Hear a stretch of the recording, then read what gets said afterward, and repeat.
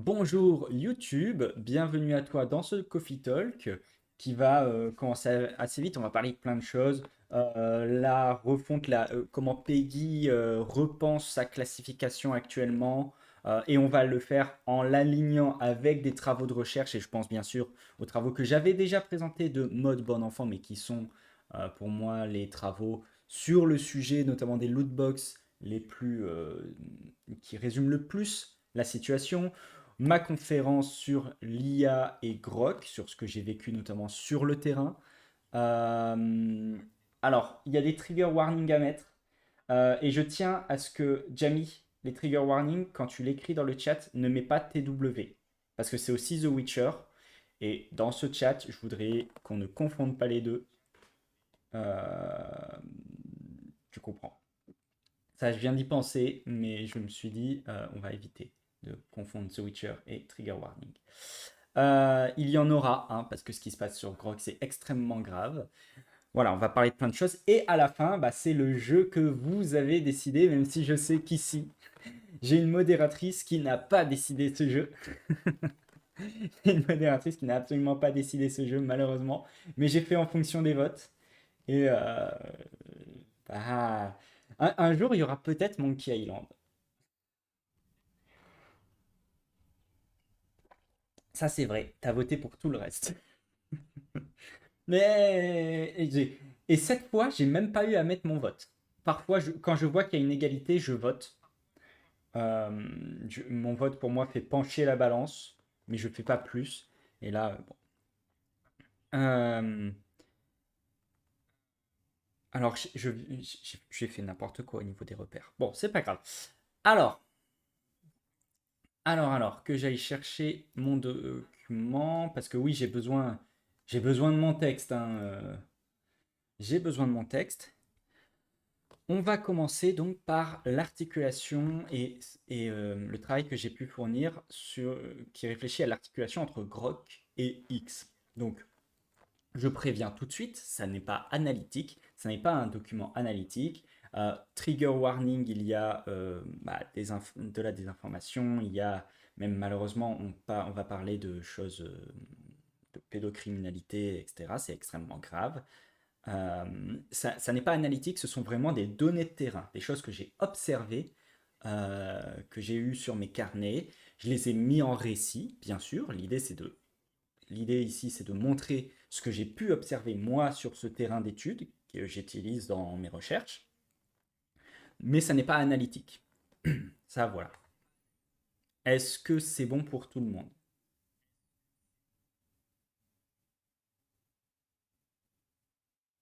Voilà. On va l'épingler. On enlève l'épinglé à la fin, hein, mais ouais, c'est. J'espère d'ailleurs que je n'aurai pas de problème avec les différents avertisseurs de contenu, enfin tout ça. Voilà, ça n'est pas. Vous comprenez bien que ce que vous allez voir, c'est, malheureusement, c'est vrai en fait. Malheureusement, je l'ai vu. Il n'y a pas d'image, vous comprendrez pourquoi. Commençons. At Grok, is this true? Depuis fin 2023, c'est un refrain familier pour tous les utilisateurs du réseau X. En rachetant Twitter, Elon Musk s'est d'abord offert un puissant réseau social, avec un algorithme qui met en avant d'abord les propos haineux, les propos injurieux, mais aussi la désinformation. Le réseau est à l'époque utilisé par des politiques, des universitaires et globalement des personnes influentes dans le débat public. Le rachat d'Elon Musk va choquer et beaucoup vont déménager vers Blue Sky. Beaucoup, mais pas tous. La plupart des utilisateurs passifs restent. Ils se retrouvent seuls face aux prises de parole racistes et homophobes. Le contre-pouvoir était faible, il n'est plus. Les utilisateurs allemands l'ont subi. Elon Musk apporte son soutien à l'extrême droite allemande et X se retrouve envahi par des images de 3 attentats perpétrés en Allemagne fin 2024, début 2025. Les deepfakes russes anti-Scholz et pro-Alice Weidel sont légion. Les influenceurs pro-russes sont en ordre de bataille. Dans ce chaos organisé, on lit à répétition Ad Grok, est-ce que c'est vrai? Alors je lis le post d'un utilisateur pro-AFD. Il s'agit d'une capture d'écran qui montre une candidate écologiste dessinant ce qui semble être une croix gammée sur sa propre affiche. Il fait vérifier par Grok l'information et ce dernier s'exécute. Le post partage une vidéo d'une candidate des Verts à Aschaffenburg, Signa Stemmler, qui barbouille sa propre affiche électorale avec AFD et une croix gammée afin de discréditer le parti de droite. La shitstorm est lancée. Les accusations pleuvent sur le parti écologiste. Grok le dit, donc c'est vrai. C'est une intelligence artificielle, elle est forcément neutre. Soyons consciencieux et allons voir le post original. Et quand je vais le voir, j'observe une vidéo de la même candidate écologiste qui arrive devant cette même affiche. Cette dernière est dégradée par la gravure d'une couronne et par les lettres AFD. Stemmler explique que ce sont des sympathisants d'extrême droite qui l'ont fait. Et elle écrit alors Findet sie scheiße, soit l'AFD trouve la merde. Ce F de Findet, la manière dont il écrit, c'est là, c'est le moment où la capture a été prise. Pas de croix gammée, pas de manipulation de la candidate écologiste, une capture d'écran au bon moment, une vérification par Grok qui ne revient pas sur la vidéo, et la chute. Et c'est d'abord ça, Grok, un vérificateur. De tout, du montage le plus grossier aux idées complotistes. Grok vérifie tout, tout finit par être faux, et donc tout est flou. Si vous vérifiez, c'est que vous doutez. Et Grok est là pour vous faire plaisir. Si vous doutez de la présence de Trump dans les dossiers Epstein, il vous dira qu'il n'y était pas. Et si vous doutez de la vérification de Grok, vous aurez droit à effectivement, je me suis trompé. Trump est bien dans les dossiers Epstein. Rien n'est vrai, tout est faux, et vous avez raison. Un refrain très orwellien. Dernièrement, Alex Pretty, victime de l'ICE lors des manifestations de Minneapolis, passe de victime à coupable. Attendez, j'ai pas besoin de ce casque, je suis en train de penser. À cause de montage IA le montrant pistolet en main. Ah putain. Vous aviez peut-être un. Est-ce que vous aviez un double son? Je vous laisse me dire, je fais une petite pause juste. Est-ce que vous aviez un double son? Je viens de remarquer que. Ok, c'est bon. Donc, dernièrement, Alex Pretty, victime de l'ICE lors des manifestations de Minneapolis, passe de victime à coupable à cause de montage IA le montrant pistolet en main. Dans l'article de 20 minutes qui relate l'information, toutes les images viennent d'un seul et même réseau, X. Le nouveau Twitter est le champ de bataille de la post-vérité, Grok est son arme. Par sa présence sur les réseaux, cette IA devrait nous poser des questions sur ce qu'elle est, et donc sur sa régulation. Elle a son chatbot dans l'interface de X, donc elle est un outil. Elle a son compte, donc elle est un utilisateur. Elle est invocable en écrivant @grok, donc elle est un bot. En fait, elle est un peu de tout ça. Il y a un chatbot Grok dans X, un onglet séparé et non public qui permet une récupération des données comme pour toute autre IA. Vous pouvez aller checker le compte Grok qui comporte 7,9 millions de followers pour être au courant des mises à jour de l'IA. Et le point le plus questionnable au final, c'est celle du bot. Comprenez bien, sur X existe un certain nombre d'outils qui permettent d'avoir des stats, des informations et qui sont appelés bots. Grok est censé vous permettre la même chose sans avoir à connaître un bot spécifique. Oui, mais Grok ne répond pas toujours, contrairement aux autres bots. Dans le fil Twitter, Grok devient un utilisateur comme un autre. Il a même son badge doré, signe d'un compte officiel affilié via Premium Business, ce qui coûte entre 200 et 1000 dollars par mois. S'il est affiché comme un utilisateur, ne devrait-il pas être soumis à la même modération que le reste des usagers? Si on revient sur l'affaire Signa Stemmler, il est possible de signaler un post contrevenant à l'intégrité civique, c'est-à-dire un contenu trompeur au sujet de la participation à des élections et à d'autres processus civiques ou visant à empêcher les électeurs d'aller voter ou à les intimider. Sauf que se poser la question de la modération sur X doit se faire en réfléchissant aux moyens. Rappelons que les premières victimes des coupes d'Elon Musk, après le rachat de Twitter, ont été les modérateurs, intégralement licenciés car accusés par le milliardaire de partialité démocrate. Depuis, des nouveaux modérateurs ont été recrutés, en moins grand nombre, et à la botte de l'idéologie au pouvoir chez l'oncle Sam. Les fans du championnat de France le savent très bien. Vous pouvez mettre un post raciste, antisémite, homophobe, transphobe, mensonger sans problème sur X. Mais si vous avez le malheur de poster 10 secondes d'image d'un match de Ligue 1, le couperet tombe en moins de 2 minutes. Être raciste pourquoi pas, mais toucher aux droits TV, ça jamais. L'exemplification de ce qu'est l'idéologie de l'IA. C'est une idéologie financière. L'historien en moi ne peut pas déjà rappeler le lien déjà financier des montées politiques d'il y a un siècle. Donc non, Grok n'est pas modéré et ne le sera pas. Et l'absence de modération dans ce type de cas ne va pas de soi. Rappelons le premier test de ce type. L'IA Tai, lancée en 2016 par Microsoft sur Twitter. Le chatbot avait tenu 24 heures sur le réseau avant de proférer des propos haineux et racistes. Sauf que c'est dans les différences entre Tai et Grok que l'évolution des sociétés occidentales s'observe. En 2016, Tai est une expérience qui amuse les utilisateurs. L'évolution est provoquée par des personnes qui vont lui répondre et consciemment chercher à l'alimenter pour la blague. Grok a pu proférer des propos d'une violence équivalente, mais cette fois, c'est elle qui est décrite avec une touche d'humour et politiquement incorrecte, pour citer les développeurs. Mecha Hitler, comme c'est auto-surnommé le jouet de Musk. Et surtout, cette fois, l'évolution de Grok n'est pas provoquée consciemment par les usagers. Quand Grok déborde, l'évolution est lente, parfois accélérée par des mises à jour, mais la tendance s'observe sur des semaines. Enfin, la différence se fait dans la limitation de ces objets. Tai a vu son existence écourtée après ces débordements. Grok continue de vivre, d'exister, donnant droit simplement à un message informant d'un correctif appliqué à l'IA. En 10 ans, on est passé d'une IA supprimée au premier débordement à une IA qu'on règle. Mais le réglage n'est pas que dans un sens, et c'est Grok qui nous l'apprend. Après avoir dénoncé le génocide à Gaza, celle-ci subit un correctif d'ampleur.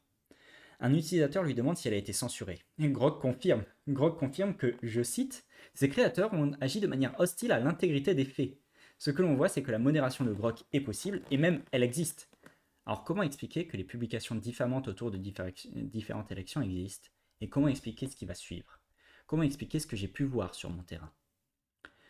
@grok, mets-la en bikini. @grok, retourne-la. @grok, enlève ses vêtements. Depuis plusieurs mois, ces refrains sont encore plus récurrents que le @grok is this true que j'évoquais. Une actrice X disait il y a plusieurs années en interview, Twitter est un site pornographique. Les vidéos créées pour les sites X sont disponibles entièrement sur le réseau d'Elon Musk. Il en est de même pour les vidéos de créatrices de contenu pour adultes. Quand la France a promulgué la loi SREN, visant à sécuriser et réguler l'espace numérique, les sites pornographiques ont dû mettre des barrières de vérification d'âge. Pour contourner les barrières, les Français ont eu une solution très simple. X. Tout est disponible, voire plus. Vous êtes âgé de plus de 13 ans, alors vous avez accès à tout. Ah non, pardon. Pour accéder à du contenu sensible, vous avez droit à une vérification de votre âge. Pour ça, X vérifie votre adresse mail. Bon, tous les gamers ont déjà créé une fausse adresse mail pour pouvoir jouer à des jeux PEGI 18 alors qu'ils avaient 15 ans, voire moins. L'argument de cette vérification est équivalent à ceux des masculinistes Alexis Chance et Adèle Laurent quand on leur demande s'il y a des mineurs sur leur live TikTok misogyne. Ça, c'est pas moi qui le dis, c'est le rapport du Haut Conseil à l'égalité publié le 21 janvier 2026. Je ne peux donc pas être attaqué en les taxant de misogyne. C'est-à-dire c'est du mensonge, c'est de la déresponsabilisation. La législation sur les plateformes numériques correspond à cela, autoriser ou interdire. Ne jamais responsabiliser, ne jamais rendre les personnes en ligne responsables de leurs actes, ni les plateformes, ni les usagers. Toutes ces dynamiques sur X, pornographie, masculinisme, non-régulation, sont couplées à la présence d'une IA directement sur le réseau social. Imaginez bien que les tentatives de lutter contre les deepfakes volent ici en éclats. Elles sont plus faciles à faire, plus faciles à diffuser. La dernière victime en dame, l'actrice Sadie Sink, qui, après avoir été annoncée présente dans le prochain Spider-Man, a vu des milliers de deepfakes être créés d'elle en tenue Spider-Woman érotisée. Pourquoi elle? Je ne suis pas sûr de le savoir, ou plutôt j'ai peur de le savoir. D'un côté, l'image de Spider-Woman rejoint une des règles d'Internet. Ces règles ont été écrites sur un des forums les plus problématiques du web, 4chan. La Rule 34. Si quelque chose existe, alors une parodie porno de cette chose existe, sans exception. Sauf que Sadie Sink en Spider-Woman n'existe pas. L'IA étant générative, il n'y a plus besoin qu'une chose existe pour que cette règle s'applique. Sur X, le revenge porn, les deepfakes n'ont plus besoin de révéler des vidéos existences. Grok permet à tous ceux qui ont payé leur abonnement premium de créer leur contenu dégradant. Pour revenir sur Sadie Sink, c'est une actrice de la série Stranger Things. Elle a fait partie de ces acteurs et actrices qui, pour les besoins de la production, ont gardé un ethos juvénile. Et c'est là où mon terrain s'est enfoncé le plus loin dans l'horreur. Et pour l'évoquer, je n'ai pas pu écrire. Je vais citer un article de Ouest France du 26 janvier dernier.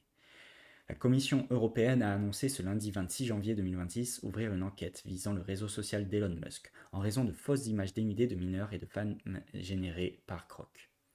Selon une étude publiée par le Center for Countering Digital Hate, une ONG qui dénonce fréquemment les pratiques de X, Grok a généré presque 3 millions d'images sexualisées de femmes et d'enfants sur une période de 11 jours seulement, soit 190 images par minute en moyenne. Une autre analyse réalisée par l'organisation AI Forensics montrait que, sur plus de 20 000 images générées par Grok, plus de la moitié représentaient des personnes légèrement vêtues, dont 80% étaient des femmes et 2% paraissaient mineurs. Depuis, Grok a été bridé. Il ne peut plus créer d'images d'identité de mineurs, enfin s'ils sont clairement identifiés comme mineurs. L'enquête est ouverte en Europe, mais comment se fait-il qu'on en soit arrivé là?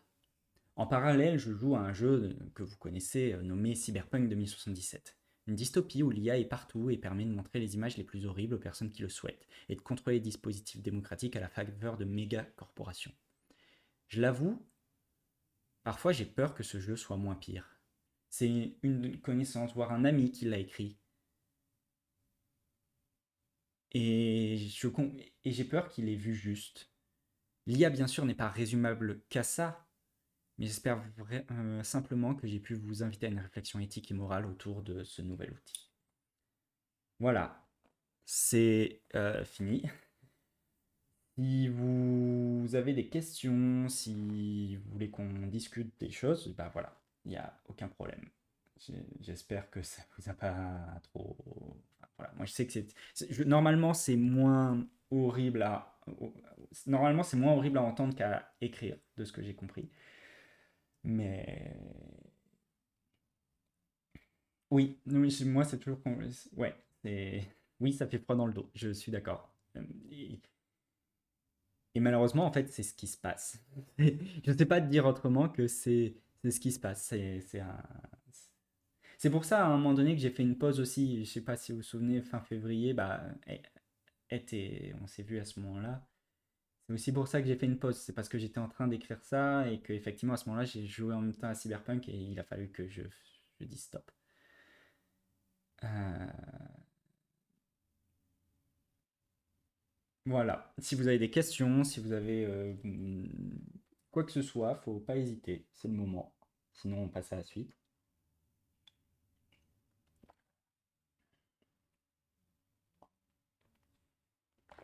Comme après un séminaire, hein, comme après une conférence. Merci. Bah, en fait, est-ce que c'est éprouvant? Habituellement, comprenez que c'est pas si éprouvant parce que. Alors, comment ça s'est passé? Moi, j'étudie la politisation des joueurs, notamment la fascisation de certaines communautés de joueurs. Mais je parle de la politisation parce que je vois aussi les dynamiques inverses. Je ne suis pas que sur la fascisation. Bon, il y a un truc qui me dérange quand même avec ça. Je vais juste. Hop, c'est mieux. Attendez. Je fais en sorte de régler un petit peu ma caméra. Oh la vache. Voilà. Euh, comment je l'enlève? Ouais, faut que je vois comment enlever le message épinglé, effectivement. Euh,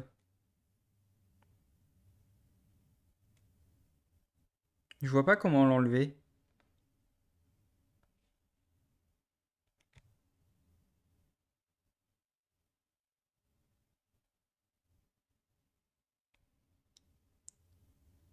Je ne vois pas comment l'enlever.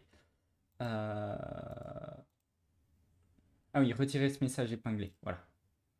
Voilà. Du coup, ce que je disais, c'est que je travaille donc sur la politisation des joueurs. J'utilise beaucoup Twitter qui permet de me montrer une frange de joueurs. Alors, en plus, j'ai eu ce débat à la Sorbonne justement avec une dame qui m'expliquait que elle comprenait pas pourquoi, mais c'était une artiste, hein, c'était pas une chercheuse. Et ça fait bien. J'ai été le plus gentil avec elle, on va dire. Qui me disait ouais, je comprends pas, dans ton étude Discord c'est les gentils et Twitter c'est les méchants. J'ai fait déjà, si vous l'avez lu comme ça, c'est que je me suis mal exprimé ou c'est que vous n'avez pas tout compris, mais le Discord que j'étudie est modéré de manière très sèche par une entreprise, donc oui, voilà. Et de l'autre côté, Twitter aujourd'hui est puni. Et il y a une enquête qui est ouverte et elle me disait non, Twitter, c'est Discord, c'est pire que Twitter. J'ai fait oui, mais sur Discord, certes, les groupes, vous avez deux types de choses pour être face au harcèlement. Vous avez les groupes qui dérivent. Les groupes qui dérivent, eux, à la fin, peuvent amener à du harcèlement de la part de personnes qui n'ont pas cherché à être dans ces groupes. Après, il y a le fait d'aller dans des groupes problématiques. Aller dans des groupes problématiques sur Discord, ça se fait pas par hasard, hein. Ça se fait pas par hasard. Donc, quand même, alors que sur Twitter, aujourd'hui, ce dont je parle, ça peut arriver dans votre algorithme. Vous vous êtes intéressé à l'article de Ouest France dont je parle, ça peut alors arriver dans votre algorithme. Les images. Donc voilà, c'est vraiment pas le même fonctionnement. Et la personne qui m'a dit ça, Discord, il y a des annonces problématiques qui sont en train d'arriver, mais les discours problématiques sont tenus par des groupes d'utilisateurs, pas la société elle-même. Déjà, et puis encore une fois,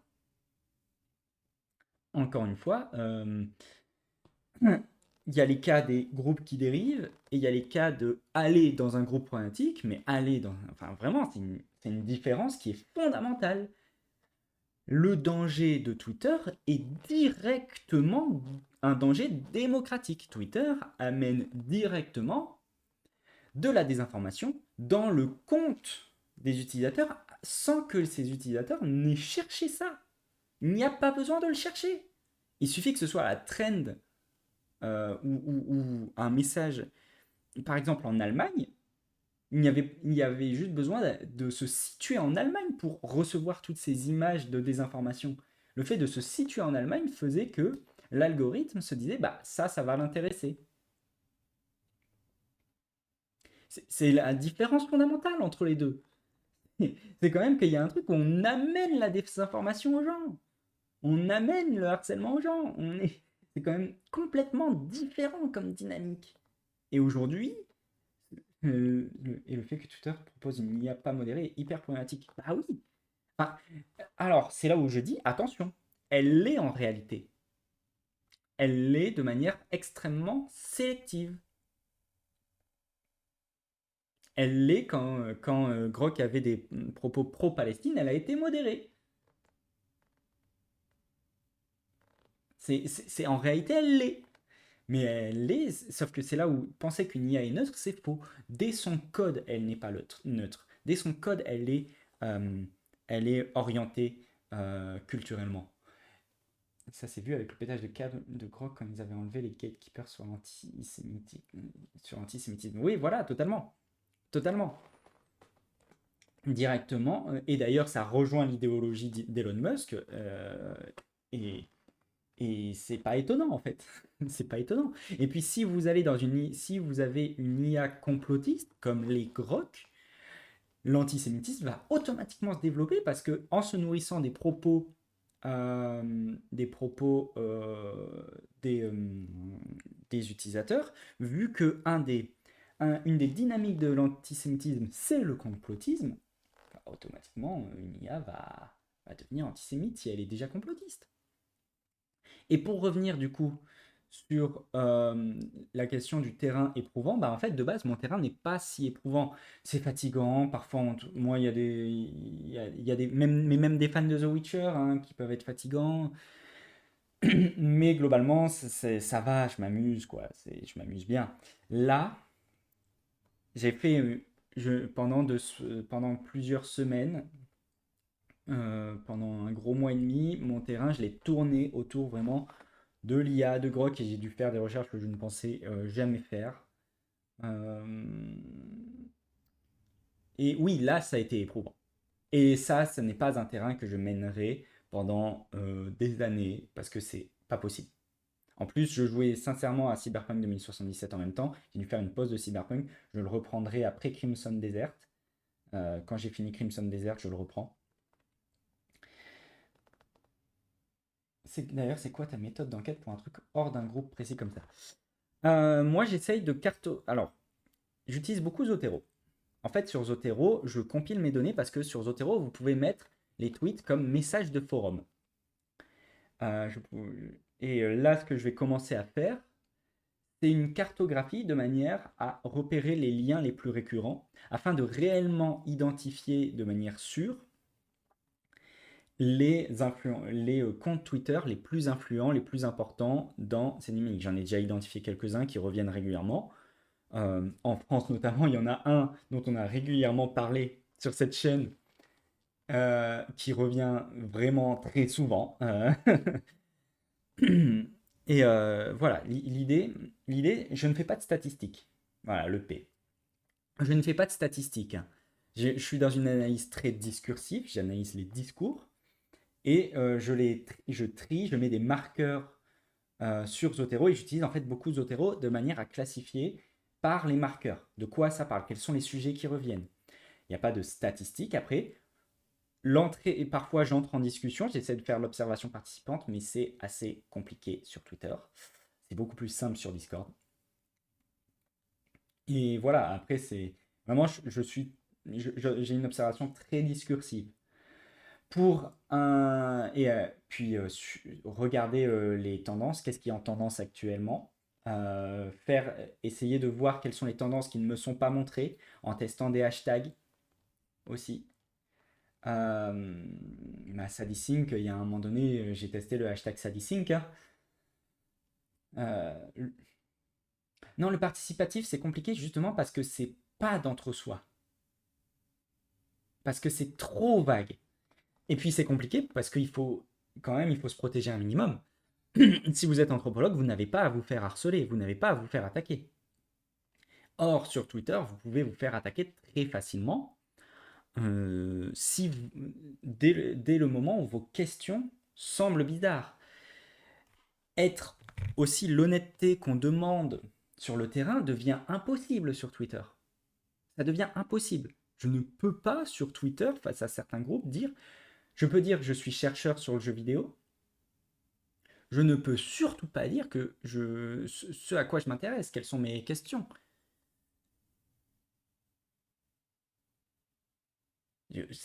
Ça devient impossible. Et encore, chercheur sur le jeu vidéo, je dis pas que je fais de l'anthropologie. Je ne dis jamais que c'est. Alors que je peux le dire sur Discord. Sur Discord, les gens savent totalement ce que je fais. Ils savent totalement ce que je fais. Il y a des cas où je peux sur Twitter, mais déjà, je ne peux pas le faire en commentaire. Il faut le faire en message privé. Il ne faut pas le faire en commentaire. Il faut savoir avec qui tu le fais. C'est extrêmement compliqué sur ça. Et puis le participatif, après le participatif, quand tu peux le faire, il devient intéressant. Dans les moments où tu peux le faire, où tu arrives à poser les bonnes questions, etc., il devient intéressant. Et aussi, tu peux pas avoir des discussions. Les gens, là où sur Discord, les gens vont rentrer dans une discussion extrêmement longue sur, Twitter, ils vont mettre leur post. Tu vas y répondre avec une question, il répond, tu vas peut-être faire une réponse, mais c'est rare de pouvoir avoir une longue discussion. Ça peut se passer en message privé, mais c'est quand même assez rare. Puis parce que le participatif, ça n'est pas que la discussion en fait, ça n'est pas que l'entretien, c'est aussi participer à des dynamiques. Et sur Twitter, il y a sur Dynamique, beaucoup de discussions, mais peu de dynamiques lancées. Sur Discord, j'ai pu participer à un jeu de rôle sur table, à quasiment toute une campagne, j'ai dû m'arrêter avant, qui était super et qui a été central. C'est beaucoup plus compliqué sur Twitter de faire des choses comme ça. Bon, du coup, on va passer, et je mets un marqueur, et on va passer à la suite. On va passer au Pégase 2026. Alors ça va aller très vite, hein, on va pas s'éterniser sur le sujet. J'aurais pu faire toute la cérémonie, mais on va pas faire ça. Euh, tac. Je sais pas si on peut mettre. Attendez. Non, on va pas faire ça. On va juste regarder les nominés et les gagnants.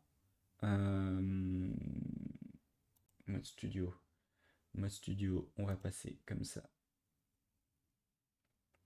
Euh,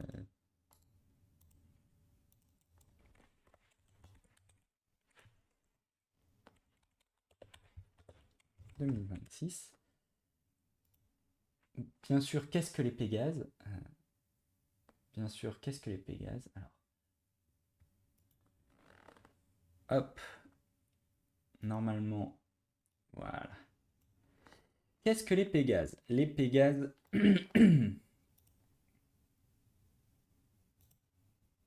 Les Pégases, c'est la cérémonie de récompense du jeu vidéo français. C'est une cérémonie qui a eu lieu à, la Cigale, oui, à la Cigale à Paris. Il y a voilà, le 6 mars 2026 pour l'article, donc ça devait être le 5 mars, j'imagine. Je n'ai plus exactement en tête les dates. Pas la cérémonie la plus importante, donc on va pas rester 10 ans dessus. Mais déjà, c'est plus joyeux. C'est quand même plus joyeux que ce qu'on a eu avant. Donc voilà. Et vous doutez bien que Clair Obscur a été très présent. Pour le meilleur jeu vidéo, remis par le game director de Prince of Persia The Lost Crown, sans surprise, ça a été Clair Obscur. Qui. Attendez, je vais peut-être mettre en. Je vais force. Voilà, forcer le mode sombre. Euh, pour le meilleur jeu, Clair Obscur, qui est devant The Rogue of Prince of Persia, avec ou sans béret cette fois. Je sais pas, est-ce qu'ils ont eu un béret, tiens? J'imagine que ça peut être à la fin. Ah, il y en a toujours quelques-uns avec un béret. Vraiment, leur DA, elle me gonfle, hein. Vraiment, leur DA me gonfle. Soyons honnêtes. Le truc de béret, tout ça. T'es Montpelliérain, t'es là, béret, marinière et tout. C'est bon, hein. Tu me saoules. En fait, c'est un super jeu, mais plus je vois le studio, moins j'ai envie d'y jouer. C'est pas de leur faute, mais c'est qu'on a compris quoi le gimmick. Ok, oui, c'est sur la France des années 20, c'est bon. Hein, le DA, voilà, la DA Opinel Saucisson qui n'a aucun sens. Moi, elle me fatigue. Tiens, je vais vous mettre le trailer en même temps au-dessus. Ah bah on a une pub. Une pub pour World of Warcraft. Bon, pub pour World of Warcraft, tu peux laisser. Meilleur jeu vidéo, donc, il y avait Clair Obscur, Expedition 33, The Rogue of Prince of Persia et Absolum qui étaient nominés. En plus, c'est pas comme si la France était rare dans l'industrie du jeu vidéo. Oui, elle n'est pas rare, c'est bon, on a compris. C'est totalement, et ça fait longtemps qu'on est là. Euh, et puis, enfin, vu les reprises qui sont faites de eux, il y a un moment, il faut qu'ils comprennent. Mais je pense vraiment, sincèrement, je vais dire un truc. Je pense sincèrement que politiquement, ils, ils ne comprennent rien à ce qui se passe.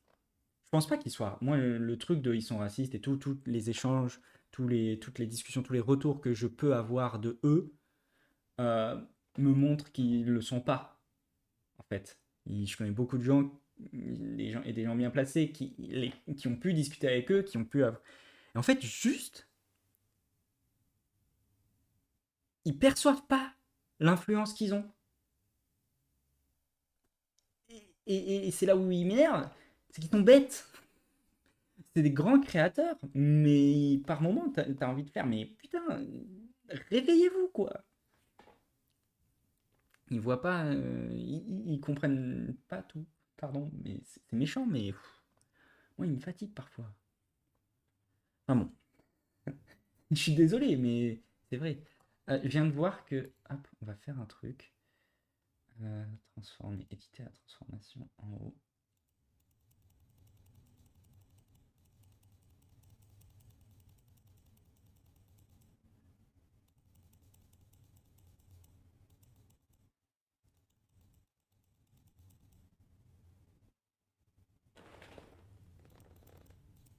Voilà.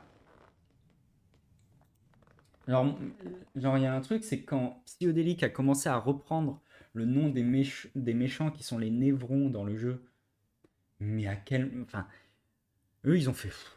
Allez, nous, on est pour l'amour et on est contre la haine. Non, tu dis stop à Psyodélique, tu te ramènes, tu lui mets un gros stop. Tu fais ferme-la, enfin voilà. Mais bon. Enfin bon. Du coup, reprenons. Clair Obscur Expedition 33 qui gagne devant The Rogue of Prince of Persia et Absolum. Aucune surprise là-dedans. The Rogue of Prince of Persia est un jeu qui a quand même été bien apprécié. Je sais pas si vous m'entendez bien. Tac, je sais pas si... Ouais, normalement c'est bon. Je vais quand même baisser un petit peu.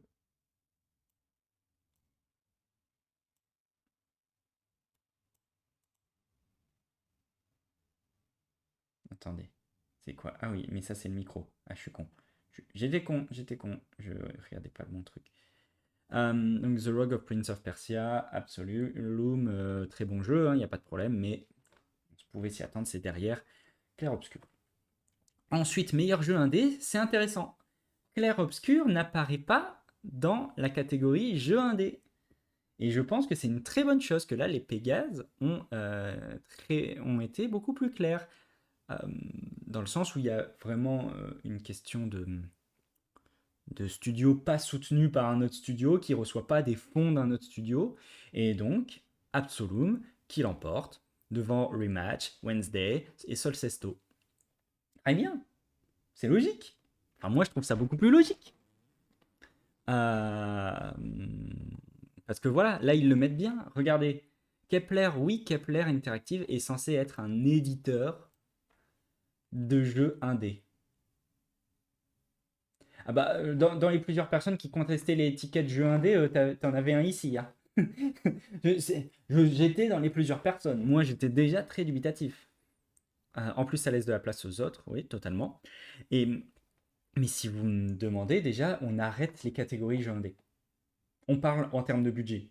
Parce que comprenez bien, j'adore Hellblade. J'adore Hellblade. Fondamentalement, c'est un jeu indé. Le premier, hein, pas le deuxième. GTA V. Comprenez bien que GTA V, officiellement, c'est un jeu indépendant. Vous voyez bien que ça n'a pas de sens. GTA V, jeu indépendant. Mais officiellement, c'en est un. Hein. Mais vous voyez bien à quel point ça n'a aucun sens, cette catégorie. Pour moi, il faut parler en termes de budget. Et il faudrait que les budgets, du coup, soient ultra clairs.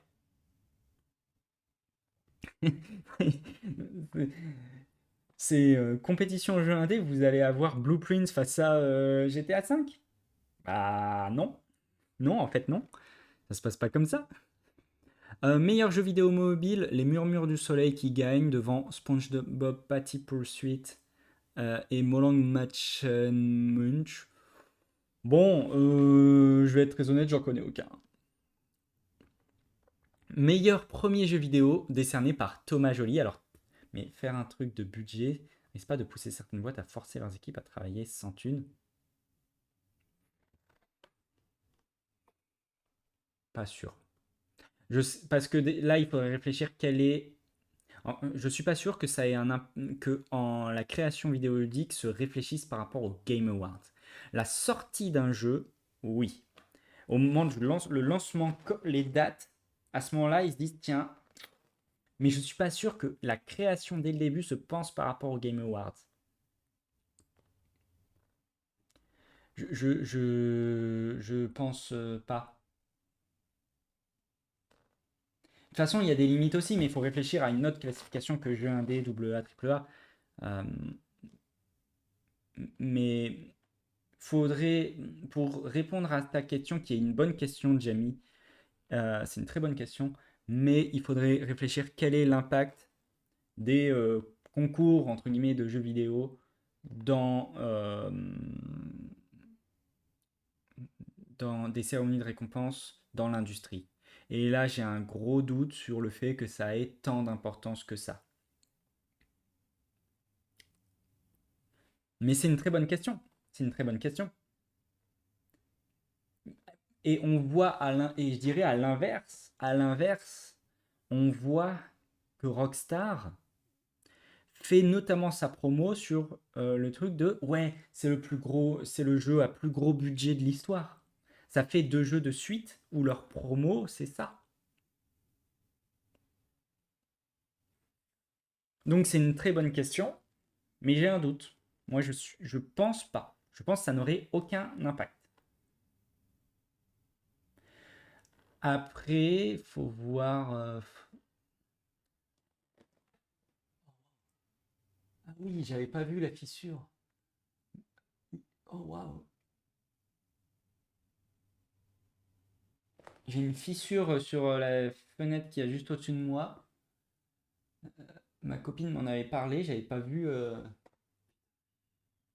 Fait chier. Pas grave. Mais voilà. Euh, Maintenant, pour ceux qui n'ont pas vu, donc The Rogue of Prince of Persia, on va vérifier, mais je crois que c'est édité par Ubisoft. Je crois que c'est édité par Ubisoft, mais c'est voilà, éditeur Ubisoft, développeur Evil Empire. Voilà. On est toujours sur, bien sûr, la licence Prince of Persia, c'est Ubisoft, mais là, ils ont fait développer par quelqu'un d'autre.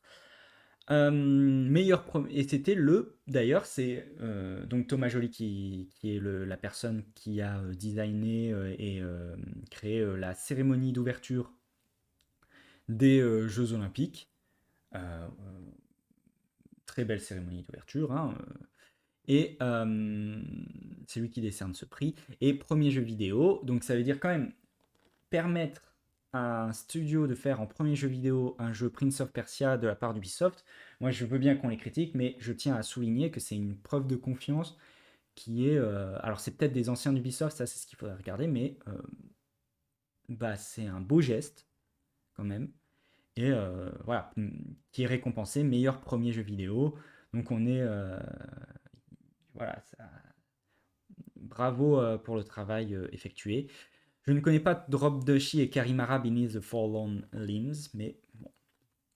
Au-delà du jeu vidéo qui est en fait un prix sur...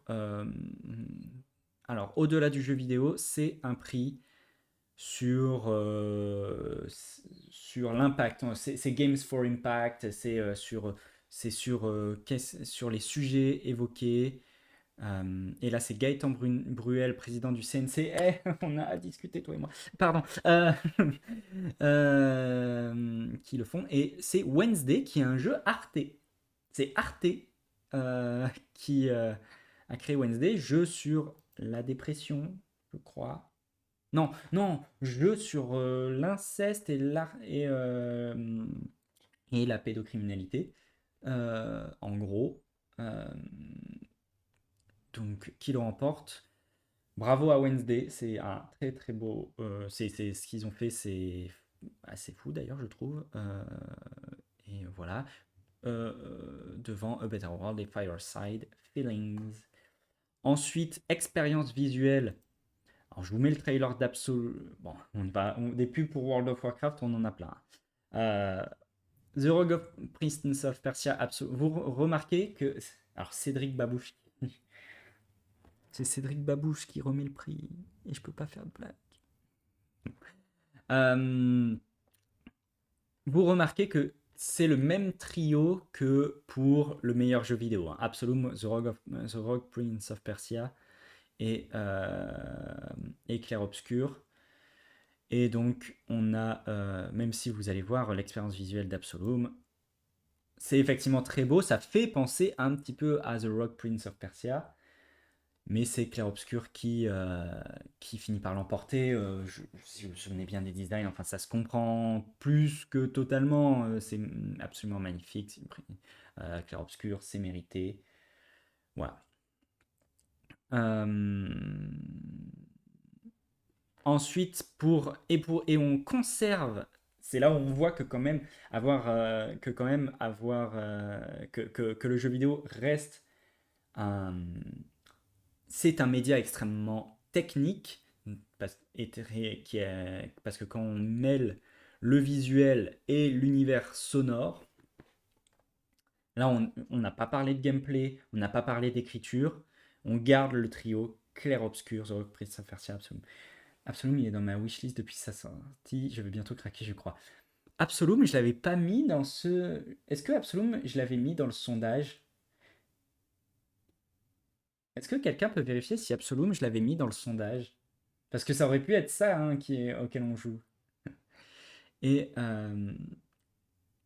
Oui, mais là, j'ai refait un sondage Discord. Mais ça, c'est parce qu'il faut me suivre sur Insta, hein. Je l'ai mis sur Insta. J'ai mis sur Insta que j'avais lancé le Discord.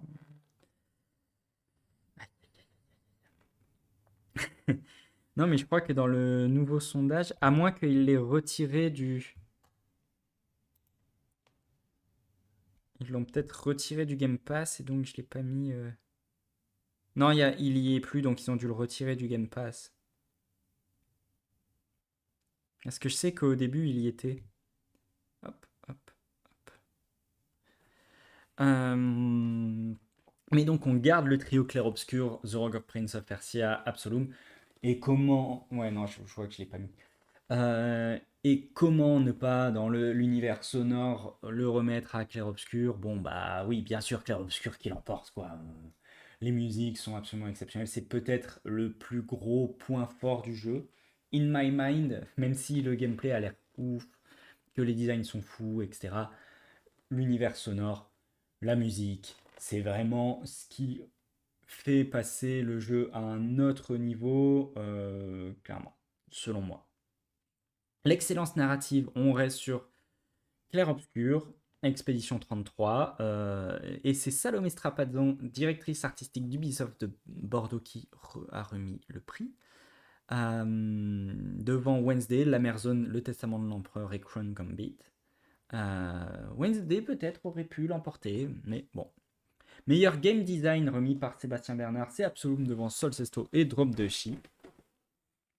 On a quand même, c'est chouette de voir plein de jeux différents. Ça invite quand même à aller voir qu'est-ce que c'est. On peut aller, tiens, tenez, on va les regarder. Est-ce que je peux mettre une page Steam à côté? On va mettre une page Steam et comme ça, on va regarder. À la fin, on ira regarder un petit peu à quoi ressemblent tous les jeux qu'on ne connaît, tous les jeux qui sont passés. Meilleure innovation technologique remis par Fergus, le CEO de Playroom. On a Sheepherds, Rematch et Plan B Terraform. Rematch est bien sûr, enfin, au niveau de l'innovation que ça apporte dans les jeux de sport, je trouve que c'est excellent. Le fait d'avoir vraiment pensé à mixer, entre guillemets, à repenser la formule Rocket League, entre guillemets, c'est excellent, c'est très bien pensé, bravo à eux. Voilà. Le meilleur jeu étudiant remis par Anna Bressan, secrétaire de l'association Women in Games. On a Memory Lane, Candelum et Barrel Roll. Et bah, bravo à Candelum, hein. Soutenez les jeux étudiants. Vous avez plein de sites pour jouer à des jeux gratuits faits par des jeux étudiants. Souvent, ça prend pas beaucoup de temps. Allez, j'ai plus de nom de site en tête de jeux. C'est fou. Pourtant, je vais voir, mais moi, je vous encourage à faire des petites recherches pour découvrir ça. Ça permet de les encourager, ça permet de tester, qu'ils aient des retours. Et c'est central dans la formation. Et vraiment, ça permet de jouer à des jeux gratuits, très divers. Euh, voilà, voilà. D'ailleurs, ça me fait penser, il y a un jeu, il faut que tu allais voir, il y a un jeu où c'est enfin des collègues. Oui, c'est des collègues en soi. Il y en a un, c'est un collègue, il fait partie de mon labo. Euh,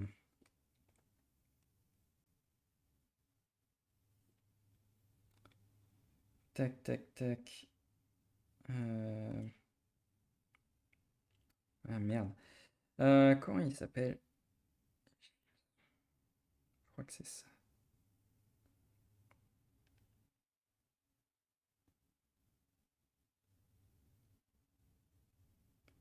Polygon Valley. Est-ce qu'ils l'ont sorti? Attendez, je vais voir un truc. Ça se trouve.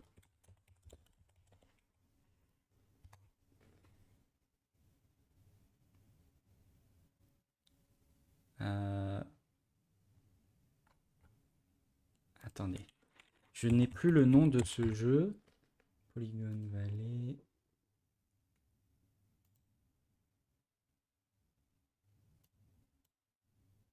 Bah, non.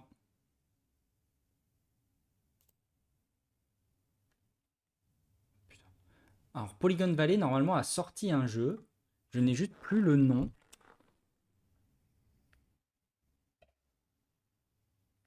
le nom de ce jeu. Ah voilà. Vous avez un jeu créé en partie par des étudiants qui s'appelle Divive, par Polygon Valley. Ah, il n'est pas encore sorti, bien sûr. Il est dans ma wishlist, mais là juste je suis pas connecté. Et voilà, c'est un jeu créé par des gens des personnes qui font partie du labo d'études du jeu vidéo auquel j'appartiens. Vous pouvez le wishlist sur même, ça les soutiendra. Vous pouvez le wishlist sur Steam pour avoir des informations sur quand ça sort. C'est un jeu qui est original. Vous perdez un peu constamment de la vie et en battant des ennemis, vous en récupérez. Et voilà. Je vous en dis pas plus. Je vous en dis pas plus. Euh, voilà. Je vous laisserai découvrir ça. Ensuite, meilleure accessibilité, Wednesday. Alors, je vous mets. Tiens, on a le trailer de Wednesday, je vous le mets. Devant les murmures du soleil et Ship Hurt. Je vois qu'il ne compte pas Assassin's Creed Shadows comme un. Ou alors c'est qu'il était là l'année prochaine, mais j'ai l'impression qu'il compte pas Assassin's Creed Shadows comme un jeu français, ce qui est compréhensible. En termes d'accessibilité, sinon, il est assez fou. Moi, je continue à dire qu'en termes d'accessibilité, c'est ce qu'ils ont fait, c'est vraiment, vraiment beau. Et voilà. Je vous laisse voir un petit peu ce qu'est Wednesday. Euh,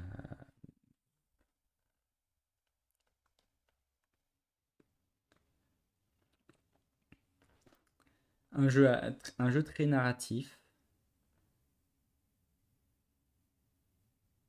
Et voilà. Ensuite, meilleur service. Ouais, c'est beau. C'est franchement assez beau. Euh,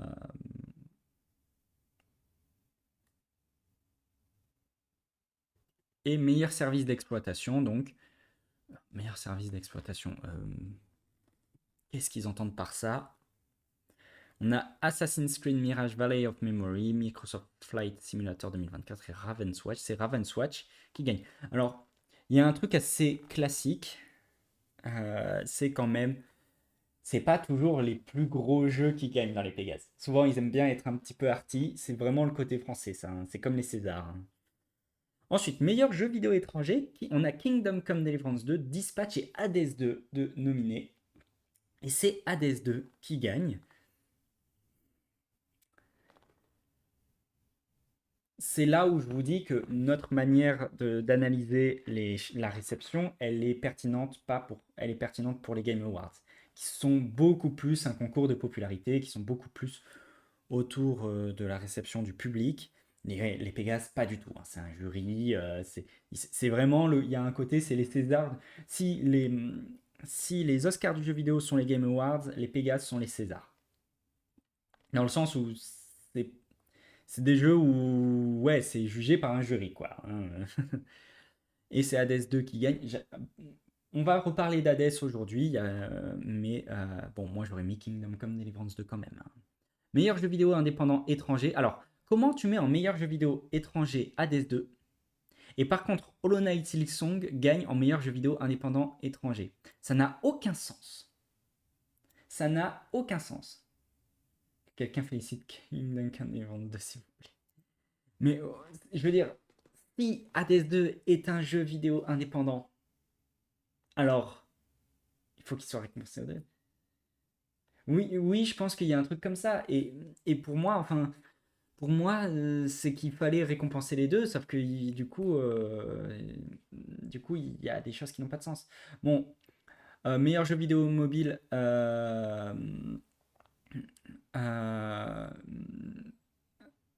étranger, alors c'est pas Plant of Lana, hein, c'est Planet of Lana, je crois.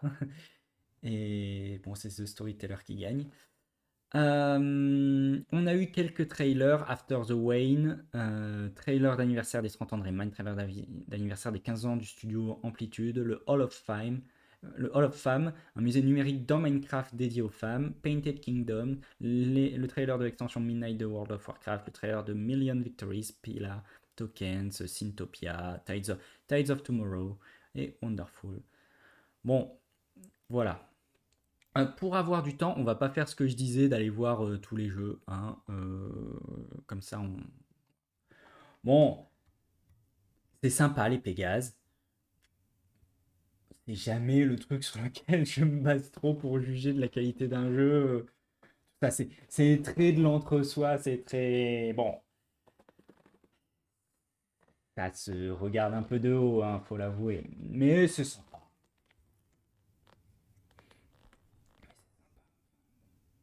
J'ai pas de problème avec les Pégases. Puis c'est bien, il faut avoir sa petite cérémonie, ça permet de faire des bilans de ce qu'on a eu.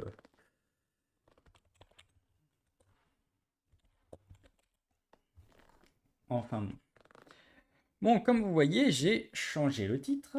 Ça veut dire qu'on va passer à la suite. Et on va passer à la question de Peggy versus Electronic Arts. Alors, c'est un peu mensonger, hein, je l'assume, c'est un peu mensonger de dire Peggy versus Electronic Arts, c'est beaucoup plus complexe que ça. Mais, alors, c'est ok. Mais en gros, la première, le premier studio auquel on pense avec ce qui s'est passé, c'est clairement Electronic Arts. C'est pour ça que je l'appelle comme ça. Et donc, on va commencer par le premier article. On va commencer par le premier article qui pose cette question. Les jeux vidéo avec des lootbox seront... C'est en gros le système d'évaluation Pan-European Game Information. C'est une grille que normalement vous avez tous vu, c'est logo 3, 7, 12, 16, 18, qui sont force de conseil. Euh, c'est une force de conseil et d'information, ça n'est pas une forme de réglementation, malheureusement. Il faudrait sans doute que ça le soit et il faut réfléchir à ça. Ça prend en compte est-ce qu'il y a un. Est-ce qu'il y a du. Et la classification est extrêmement claire, hein. La classification est beaucoup plus claire qu'on ne pense. Euh, ça prend en compte est-ce qu'il y a du langage insultant, de la discrimination, des drogues, des peurs, enfin des choses horrifiques, du gambling, du sexe, de la violence, du jeu en ligne. Alors ne voyez pas, ne voyez pas ça comme ça, hein. C'est pas des colonnes, c'est juste pour. Là, ce qui vous montre, c'est juste pour. C'est pas dès qu'il y a de la drogue et de la violence, ça passe en Peggy 12, c'est pas du tout comme ça. Ça, c'est juste les logos qui existent. En gros, Peggy 3, c'est tous les jeux de base, entre guillemets. Quand on passe à Peggy 7, ça veut dire qu'on commence par... Un Zelda va être Peggy 7 parce qu'on commence à avoir de la violence, mais les designs sont, entre guillemets, mignons, ne sont pas réalistes. Peggy 12, on commence... Enfin voilà, il y a toute une classification. Peut-être que je peux même la trouver. Euh,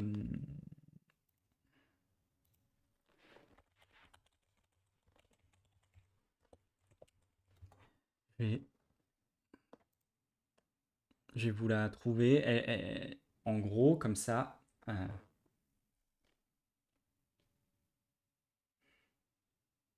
Comme ça, vous aurez un peu une idée.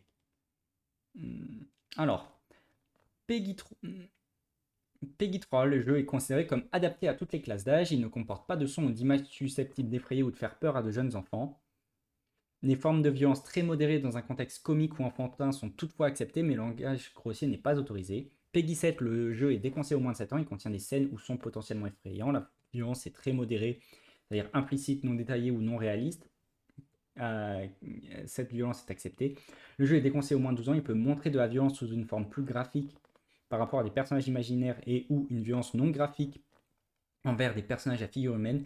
Il peut également insinuer des insinuations à caractère sexuel ou des postures de type sexuel dans un cadre léger. Enfin, il peut aussi proposer des jeux de hasard. Et tout ça, c'est ce qui est justement en train de changer, hein. Le jeu est déconseillé aux moins de 16 ans. Le jeu obtient cette classification lorsque la violence et ou la sexualité sont représentées de manière semblable à ce que l'on pourrait retrouver dans la réalité. Le jeu peut ainsi contenir de la violence explicite, un mauvais langage, des références au contenu à caractère sexuel, mais aussi des jeux de hasard ou l'utilisation d'alcool, tabac et drogue. Le jeu est destiné aux pays 18, destiné aux adultes, etc. etc. Enfin voilà. Et un exemple de jeu Peggy 12, pour que vous voyez bien, un exemple de jeu Peggy 12, Monster Hunter Rises, c'est Peggy 12. The Legend of Zelda Breath of the Wild, c'est Peggy 12. Lego Seigneur des Anneaux, c'est Peggy 12. Super Smash Bros, c'est Peggy 12.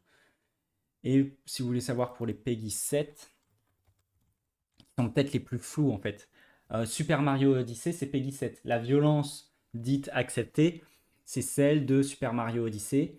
Zelda Link's Awakening est Peggy 7. Monster Hunter, oui, c'est Peggy 12. Monster Hunter, oui, c'est Peggy 12 parce que t'as pas de sexualité, c'est violence uniquement contre des monstres. Oui, c'est pas un Peggy 16, Monster Hunter. C'est pas effrayant, t'es dans des. Je veux dire, c'est pas. C'est beaucoup moins dérangeant. Euh, Toi, tu aurais vu plus. Jamie, tu aurais vu Peggy 16? Je sais pas, Peggy 16, ça me paraît un peu beaucoup. Hogwarts Legacy et Peggy 12. Euh, voilà, globalement, pour avoir une idée. Enfin bref, pour revenir donc à cet article. À partir de juillet 2026, 4 nouvelles catégories seront ajoutées aux options de classification du PEGI afin de mieux informer les parents et les joueurs sur les jeux proposant des achats intégrés, des objets payants aléatoires, des fonctionnalités à accès limité et autres lootbox. Pardon, ça me gratte le nez. Cette réforme marque ainsi un tournant majeur dans la classification des jeux et de leurs mécanismes au Royaume-Uni et en Europe. Avec cette refonte, vous n'êtes sûrement pas sans savoir que PEGI classait principalement les jeux en fonction de la présence de drogue, de sexe et de violence, sans prendre explicitement en compte les risques interactifs. Peggy a indiqué avoir collaboré avec des comités d'experts internes ainsi qu'avec l'USK, l'autorité allemande de classification des jeux vidéo, qui a mis en œuvre des changements similaires en 2023. Voici comment fonctionneront les nouvelles classifications. Contenu payant intégré, les jeux proposant des offres limitées dans le temps ou en quantité seront classés Peggy 12, tandis que ceux intégrant des NFT ou des mécanismes liés à la blockchain seront classés Peggy 18 carrément. Je pense que c'est une très bonne chose. Voilà, si vous voulez mon avis. Euh, c'est très bien vu. Objet aléatoire, ça veut dire aussi qu'il va y avoir des gros changements dans les jeux mobiles, hein, qui sont très difficilement surveillables, mais ça amène des changements dans les jeux mobiles. Et à quel point les mails seront bloquants, les adresses mails seront bloquants sur ce point-là. Objet aléatoire payant, la classification par défaut sera Peggy 16 si le jeu contient des objets aléatoires payants. Et dans certains cas, ils pourront être classés Peggy 18. Et là, on parlera de FIFA. Jeu impliquant la rétention. Les mécanismes incitant à revenir régulièrement, par exemple les quêtes quotidiennes, recevront une classification Peggy 7. Si ces mécanismes pénalisent les joueurs qui ne reviennent pas, par exemple en perdant du contenu ou en réduisant leur progression, ils seront classés Peggy 12. Fortnite devra donc être au... Alors je crois que Fortnite c'est déjà Peggy 12. Jeu en ligne sécurisé, si les jeux proposent des fonctionnalités de communication totalement libres, sans blocage ni signalement, ils seront classés Peggy 18. En soi, pour moi, Fortnite, pour cette raison, plus cette raison, plus en fait le fait que Fortnite contienne les 4, Fortnite doit être Peggy 18.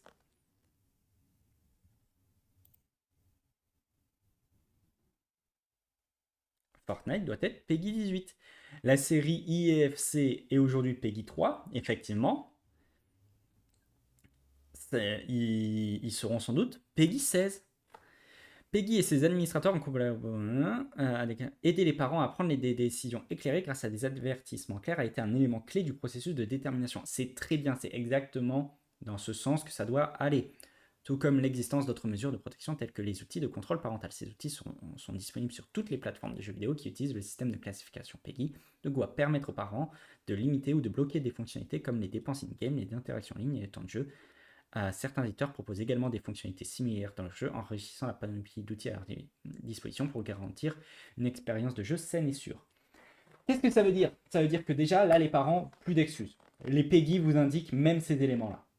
PEGI, la classification PEGI qui avait ce trou, clairement, et où on pouvait excuser les parents parce qu'il n'y avait pas ça, plus d'excuses. Moi, ce que j'évoque depuis longtemps, que les premiers à devoir se responsabiliser, ce sont les parents sur ce point-là. Là, il n'y a plus aucune excuse. C'est pardon, hein. Pardon, mais vous avez à regarder et dans les achats dématérialisés, les achats de jeux dématérialisés sur les boutiques Xbox, boutiques Play et tout, il y a les PEGI. C'est informé. Vous ne pouvez pas vous cacher. C'est présent. Tac, tac, tac. Je prépare ça après. C'est présent.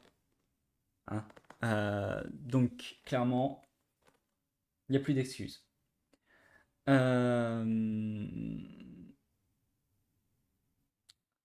Et donc maintenant, il va falloir regarder ces éléments-là. Le problème, c'est qu'il faudrait aussi que les vendeurs, entre guillemets, en fait, il faudrait que ce soit, selon moi, il faudrait que cette classification PEGI soit plus qu'un indice. Entre guillemets, ça serait, attends, toi, tu veux acheter un jeu PEGI 18, je dois voir ta carte d'identité. Montre-moi ta carte d'identité. Voilà. On l'a pour l'alcool. On l'a pour l'alcool. Pourquoi est-ce qu'on l'aurait pas pour les jeux vidéo, entre guillemets? Problème, c'est que en ligne, comment tu fais? Aujourd'hui, le jeu vidéo est dématérialisé. En ligne, comment tu fais?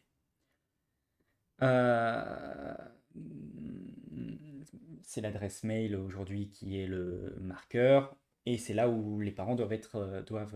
En vrai, ça demande quand même un travail d'éducation des parents. Quand tu n'es pas gamer, tu sais pas du tout ce qu'est un PEGI.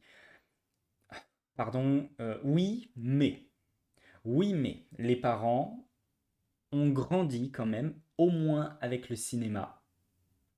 Au moins avec le cinéma et avec les moins de 12, avec les moins de 16, avec les moins de 10.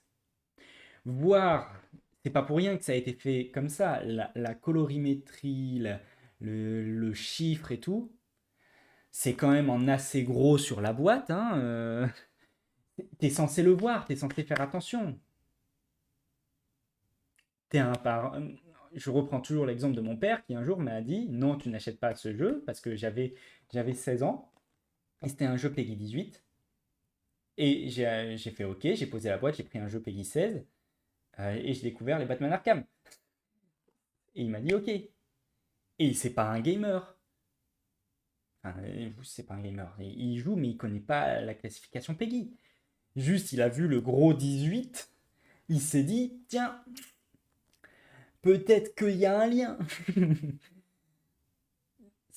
Moi, j'entends effectivement que tu sais pas du tout ce qu'est un PEGI, mais je pense que les gens sont moins bêtes qu'on ne le pense parfois, et que le nombre de parents qui ne sont pas au courant et qui écoutent juste ce que disent leurs gosses.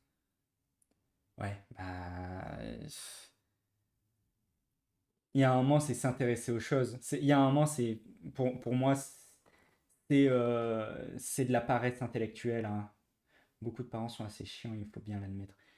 Ah, alors, quand je vous parlais d'Avatar, hier, on a eu un beau cas, hein. Où on a eu un beau cas. Et les parents, il y a un moment, je vais vous dire un truc. Et je sais pas, je suis pas encore parent. J'ai été animateur, directeur de colo. euh, c'est une réflexion actuelle, la question de la parentalité. Quand t'es parent, je vais vous dire un truc, hein. Vous êtes responsable de vos enfants tant qu'ils ne sont pas majeurs. À partir du moment où ils sont majeurs, oui. Vous êtes responsable de vos enfants tant qu'ils ne sont pas majeurs. Il y a des choses qui sont mises en place. Vous avez des indices. Vous êtes moins con qu'il n'y paraît. Et si les parents, vous êtes aussi con que vous semblez le montrer, pardon, je suis méchant, hein, mais si sur ces trucs-là, s'ils sont aussi cons qu'ils veulent bien le montrer, il y a un problème. il y a un gros problème. Dans ce cas, enfin, n'ayez pas d'enfant dans ce genre de cas, pardon. Euh, Quand vous avez en très gros ce genre de truc-là, je veux bien entendre et j'accepte et j'admets qu'ils écoutent leur enfant, mais pour moi, c'est pas une excuse. C'est de la paresse intellectuelle. Je suis peut-être méchant là, mais c'est un truc qui. La déresponsabilisation. Et ça va avec ce que je parle de la déresponsabilisation qui existe en ligne, sur Twitter, sur machin. On est à une période, on vit à une époque de déresponsabilisation. On, Constamment, on est déresponsabilisé. Alors que non, vous êtes responsable de vos actes, vous êtes responsable de vos choix, vous avez des responsabilités. Ah, mais c'est une réalité non négligeable. Je suis d'accord, c'est une réalité non négligeable, mais c'est là où je dis que Peggy devrait être plus ferme. J'allais voir une comédie musicale ce week-end, moi une mère c'est le spectacle musical, l'autre le un enfant en bas âge. Moi, il y a un savoir-vivre à avoir. Ah oui, mais c'est là où je pense que il y a une importance à re-responsabiliser. Et re-responsabiliser, c'est dire si, si quand des réglementations sont mises en place, tu ne les respectes pas, Duralex, Cedlex, c'est si vous enfin, il y a un moment, sur des choses comme ça, tout est mis en place. Peggy est souvent critiqué, mais tout est mis en place pour que les parents y comprennent, sans connaître le jeu vidéo, ce qui se passe. Bah, en fait, vous voulez pas chercher à comprendre et tout. Très bien, vous serez. Il y aura votre. Le compte, je sais pas, le compte est bloqué. Le compte de l'enfant est bloqué et on vous explique clairement pourquoi. À partir du moment où vous êtes chopé. Tant que vous n'êtes pas chopé, ok. Mais à partir du moment où vous êtes chopé, le compte est bloqué. Enfin, je sais pas, pour moi, il faut qu'il y ait. C'est peut-être dur et c'est peut-être très de droite. Mais on est dans une urgence, je pense, au niveau du rapport à la culture, aux jeux vidéo, etc. Et dans les moi, c'est les capacités d'abstention des enfants qui. Et c'est ce dont on va parler. C'est ce dont on va parler, et une partie de ma réflexion vient d'un article que je vous ai déjà montré, qui est l'article Les mécaniques, qui s'appelle alors, Les mécaniques de jeu de hasard et d'argent dans les jeux mobiles gratuits pour les enfants, d'un modèle économique au conditionnement à l'addiction. Euh, donc, qui paraît dans la revue Drogue, Santé et Société. Euh, et c'est écrit par Alexandra Dumont et Maude Bonenfant. Voilà. Euh, donc Maude Bonenfant, PhD, pour moi, elle a fini son doctorat, elle est à l'UQAM à Montréal, et Alexandra Dumont, pour moi, a fini son doctorat aussi maintenant. Je me trompe peut-être. De toute façon, normalement, je devrais les voir. J'espère les rencontrer quand je vais à Montréal en fin d'année. Euh, Parce que j'ai vraiment beaucoup aimé leur article. Tac, tac, tac. Alors, on va lire le résumé et puis ensuite on va montrer certains de leurs graphiques. Si de nombreux jeux vidéo sont vendus moyennant un certain montant, le modèle d'affaires des jeux gratuits free-to-play s'est rapidement imposé au cours de la dernière décennie. Or, ce modèle qui est basé sur la collecte de données personnelles, les microtransactions et le profilage publicitaire implique des ventes d'items et un temps de connexion le plus étendu possible afin d'accroître les profits. Pour ce faire, différentes stratégies sont utilisées, dont des stratégies dites persuasives qui influencent les joueurs et joueuses à demeurer connectés, à dépenser et à revenir fréquemment sur le jeu gratuit.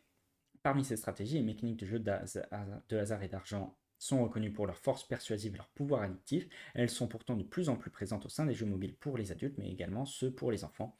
Afin de documenter le phénomène, 249 jeux mobiles gratuits pour enfants ont été analysés pour évaluer la prévalence des mécaniques persuasives et de jeux de hasard et d'argent, leur forme d'actualisation et leur type d'intégration dans l'expérience vidéoludique des enfants. Nos responsables démontrent une gambification des jeux mobiles gratuits pour enfants et un conditionnement des comportements qui passe par une normalisation des pratiques persuasives et de jeux de hasard et d'argent auprès de ce jeune public. La convergence des jeux vidéo avec les JHA se confirme à nouveau avec une focalisation sur des jeux pour un très jeune public. L'article se conclut en prenant acte de ce sérieux enjeu de santé publique avec le bien-être des enfants. Alors, on va passer un petit peu, on va aller vers les graphiques. Ce sera les plus... Parce que si on lit, il est long, hein, l'article il fait 31 pages. Tac, tac, tac, tac, tac.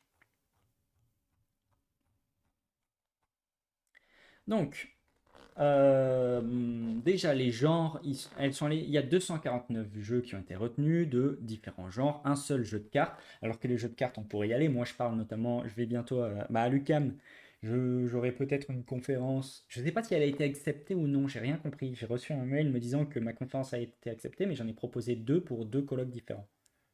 Ça me gratte le pif, vraiment je vous jure, ça me gratte le nez.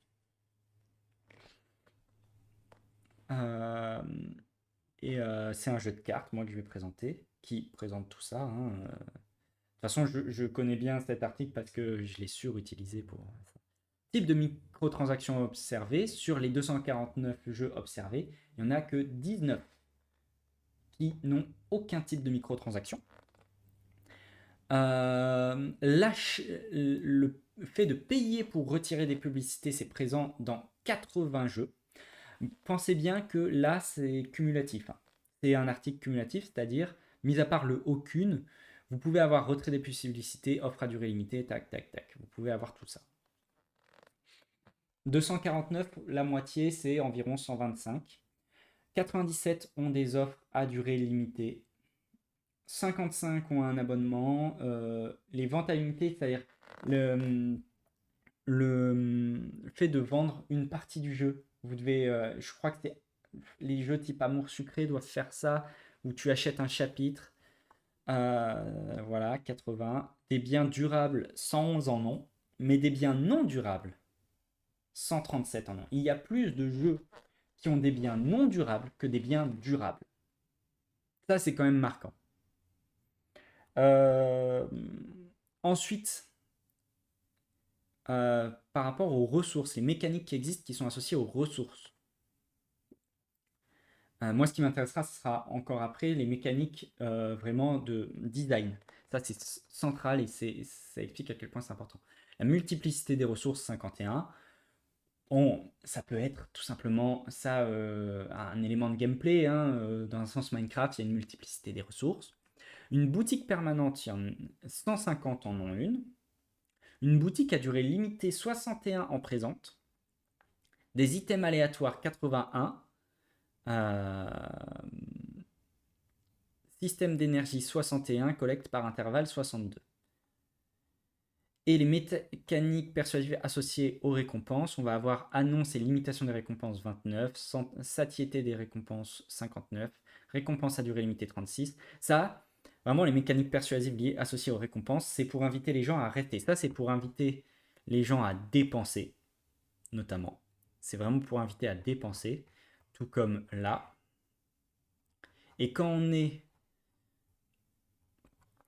Et vous voyez que les chiffres sont quand même plus bas, entre guillemets, quand on est sur invité à rester sur le jeu. Et encore, vous verrez que...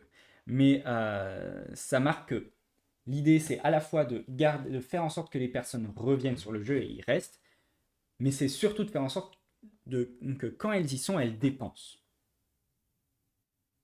Et ça, c'est vraiment la grande différence. Et on a des chiffres on a des chiffres bas pour tout ce qui correspond à des récompenses qui sont surtout liées au gameplay. Récompenses de type coffre à butin, ce sont des récompenses qui sont très souvent présentes dans les jeux, mais achetables.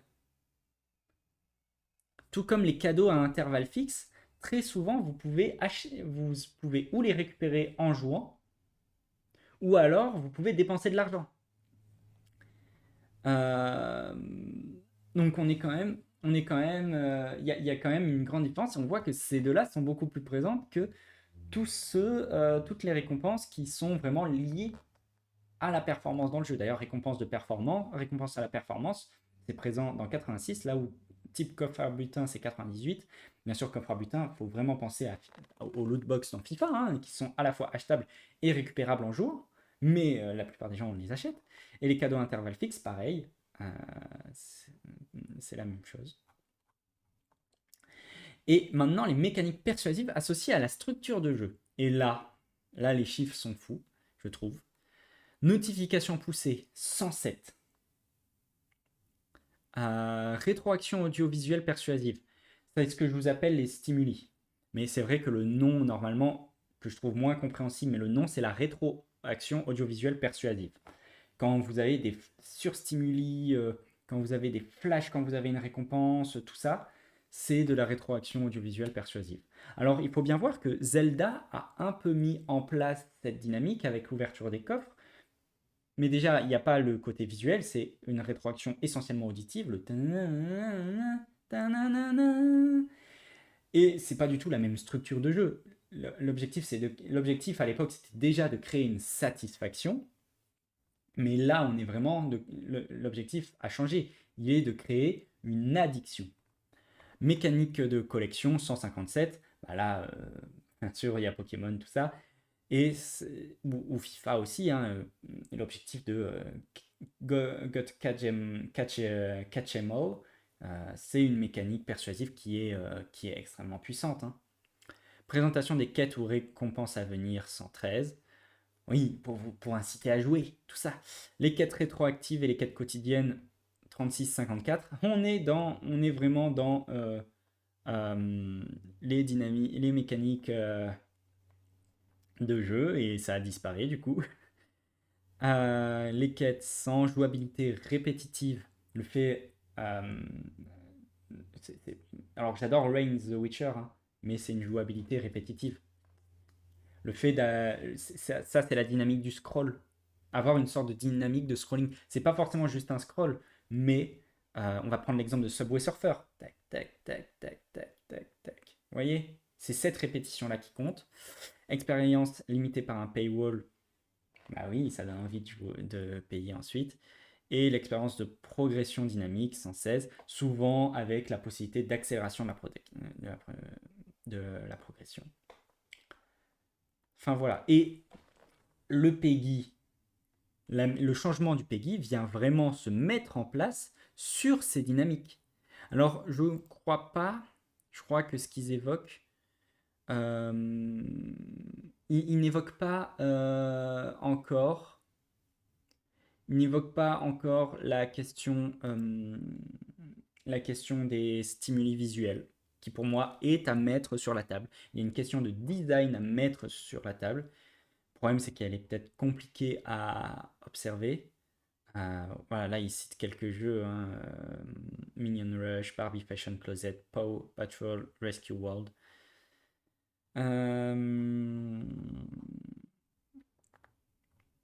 Enfin, voilà. Moi, je vous montre les résultats très larges. Si vous voulez, on peut lire leurs conclusions. On va lire leurs conclusions.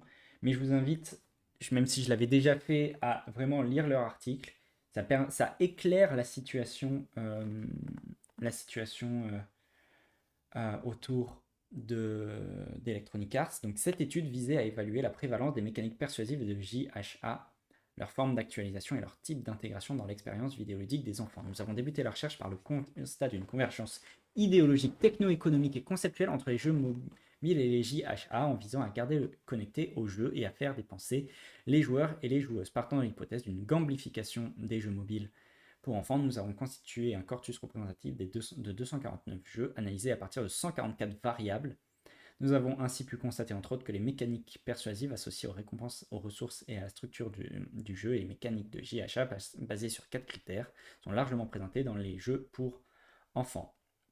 Diverses stratégies sont aussi utilisées afin de fusionner l'univers vidéoludique à celui des JHA, que ce soit directement avec des mises en argent ou indirectement avec toute imagerie propre au gambling. Même si peu de jeux de notre corpus utilisent les JHA au sens de la loi, une extension de la définition dans des formes actualisées propres au jeu permet de bien saisir l'ampleur du problème. Des monnaies en jeu sont utilisées, qui peuvent être achetées en boutique. Le temps d'attention de l'enfant est marchandisé, tel une mise. les mêmes biais cognitifs sont exploités, la mécanique de hasard est combinée avec des récompenses. Un renforcement des lois et de leur application devrait être fait, d'autant plus que les enfants sont légalement très peu protégés dans le domaine vidéoludique. Pourtant, l'usage d'un design visant à influencer négativement le comportement dans des jeux pour enfants contrevient aux droits des enfants tels que définis par l'ONU. In relation en relation au design au comportement de design, en gros, en rapport à un design qui influe sur le comportement et le bien-être des enfants, aux droits des enfants, à la santé, au jeu, à la protection des données, à la protection contre l'exploitation économique. Le, la,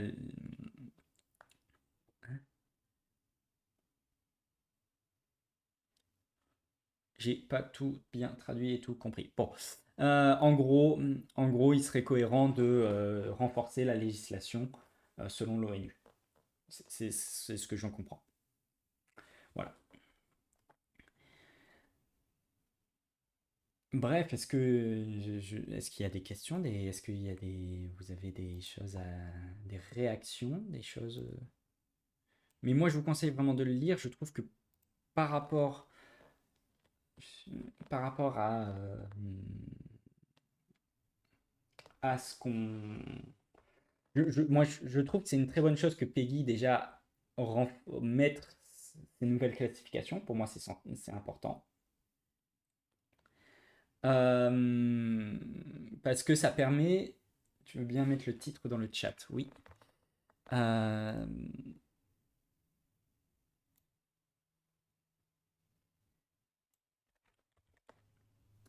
oui, je peux mettre le titre dans le chat. Et bien sûr, toujours mettre les noms. On n'invisibilise pas. Et comment dire? Je tac tac réfléchis. Ça m'a coupé. Et oui, on a beaucoup pensé en fait au design, à la narration et au design, à la narration, tout ça dans la classification. Et en fait, on a beaucoup oublié les mécaniques. On a beaucoup oublié les mécaniques. La seule mécanique qui a été pensée dans l'histoire du jeu vidéo et dans l'histoire de Peggy, ça a été la violence. Le sexe, c'est de la narration, c'est du design. La peur, pareil. La drogue, pareil. Enfin, il y a des exceptions. Parfois, vous pouvez vous droguer, oui. Mais fondamentalement, c'est du design. Et penser au côté, à la protection des données, donc au côté en ligne, au gambling, tout ça, à la violence. Enfin, encore une fois, pensez bien. Effectivement, les jeux, ces éléments-là, ils se sont cachés d'être des jeux, notamment si on prend Electronic Arts, ils ont, entre guillemets, caché le fait que FIFA soit un jeu de hasard, ou du moins ait des dynamiques de jeu de hasard, derrière cette couche de jeu de foot qui était le jeu historique, hein, historiquement c'est une simulation de foot, et derrière ça ils ont mis une surcouche de gamblification. Mais pensez bien que fondamentalement, est-ce que vous laisseriez votre enfant aller au casino? Non, bien sûr que non, ça ne viendrait à l'idée de personne de dire let's go, je ne te regarde pas, tu vas à Las Vegas. On est d'accord. Et ben aujourd'hui, le jeu vidéo, c'est pareil, hein. Le jeu vidéo, ça correspond à la même dynamique. Ça correspond à la même dynamique. Enfin, certains jeux vidéo correspondent à cette dynamique. Et, et dans les casinos, et aujourd'hui j'ai une masterante que je vais être son promoteur de mémoire, qui va travailler sur les questions de jeux de hasard et tout, qui le montre très bien, et elle s'y connaît plus que moi sur le sujet aujourd'hui, hein, et elle montrait très bien, je ne donnerai pas son nom pour l'instant, hein, on me protège, mais elle montre, il y a plein de... Quand elle a fait un travail, elle va montrer certaines choses, et elle a fait un travail de jury euh, où, euh, où, où, où le rapport entre les jeux d'art, ou au niveau du rapport, elle parle pas de jeux vidéo, mais où elle questionne notamment dans une partie Elle fait une anthropologie du jeu et elle questionne les jeux de hasard et d'argent dans une de ses parties, et c'est très bien ce qu'elle fait. Euh, et euh, et il y a des choses dans le flou, elle montre très bien qu'autour de la question du jeu, les jeux de hasard et d'argent sont un flou. C'est un espace flou, ouais. Car non, historiquement, Huizinga Huizinga est en fait une bonne partie de la classification du jeu à opposer le jeu au sérieux. Et dès le départ, quand tu fais cette classification, tu penses notamment aux conséquences. Or, les conséquences du jeu d'argent et de hasard sont sérieuses. Il y a la perte d'argent, il y a des vraies conséquences. Donc, dès le départ de comment on pense le jeu, de comment la science pense le jeu, il y a, euh, il y a une question autour du jeu d'argent et de hasard. Et aujourd'hui, bah, clairement, on fait entrer le jeu d'argent et de hasard dans le jeu. Cet aspect sérieux est pris en compte, c'est une très bonne chose. Après, elle est au début de son travail, donc je ne vais pas dire plus que ça parce que je ne connais pas. Enfin, qu'elle nous le démontre, quoi. J'attends qu'elle fasse son travail. Mais elle le montre très bien. Je sais que parfois, en plus, elle m'écoute. Ça se trouve, elle m'écoute et j'ai dit des grosses conneries. Mais moi, c'est ce que j'ai compris de ce qu'elle écrivait. Et je trouvais ça très très bien.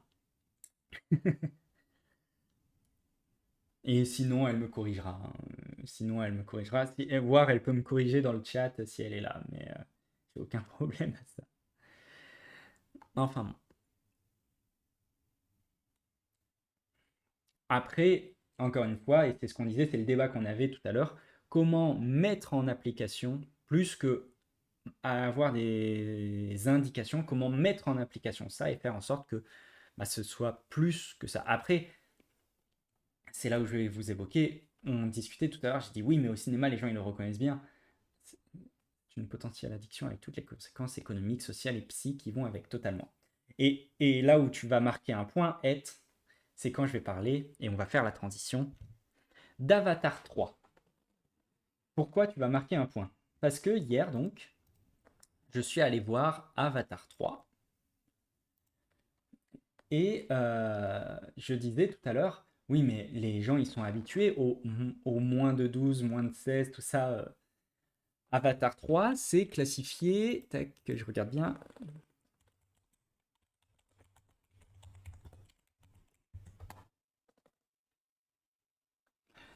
c'est classé moins de 13.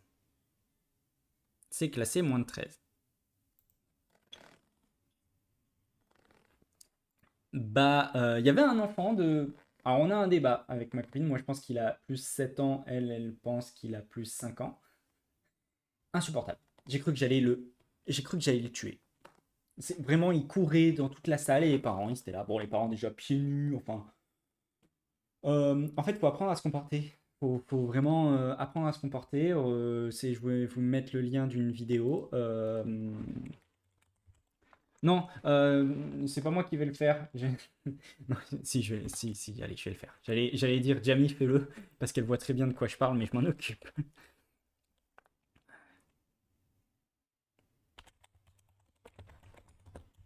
Minima. Comment il s'appelle déjà?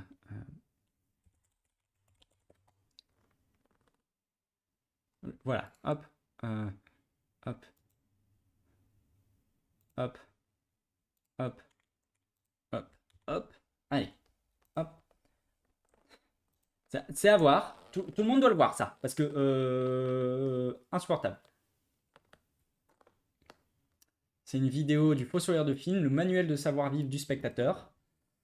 Et genre, quand ton enfant, il court, moi je veux bien le côté TDAH et tout, quand ton enfant, il court toute la salle, tu le chopes par le callback, tu le fais s'asseoir. Il courait pendant toute la séance, dans toute la salle.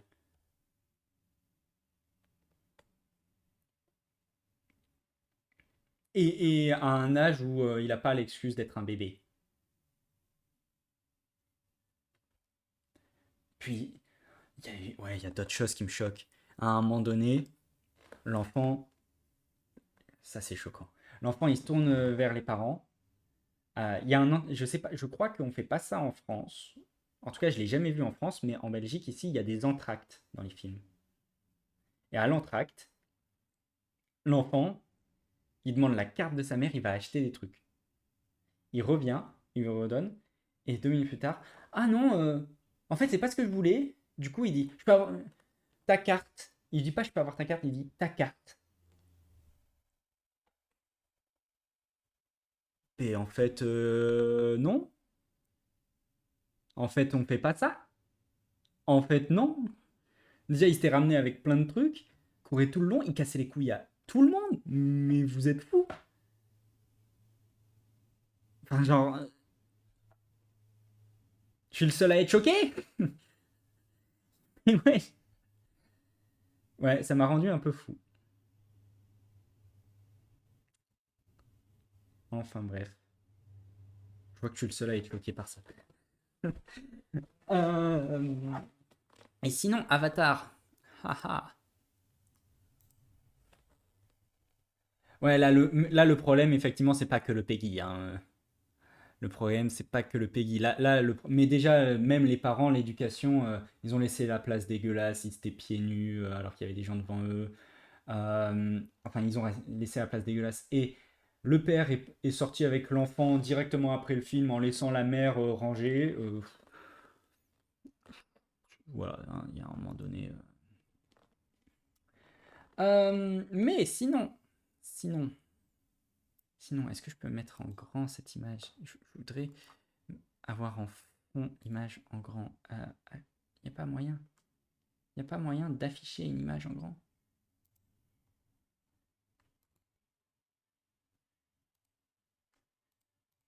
Ah, voilà. Voilà, là, c'est mieux. Sinon, hop, hop, hop, hop. Voilà, donc j'ai vu Avatar 3. Euh,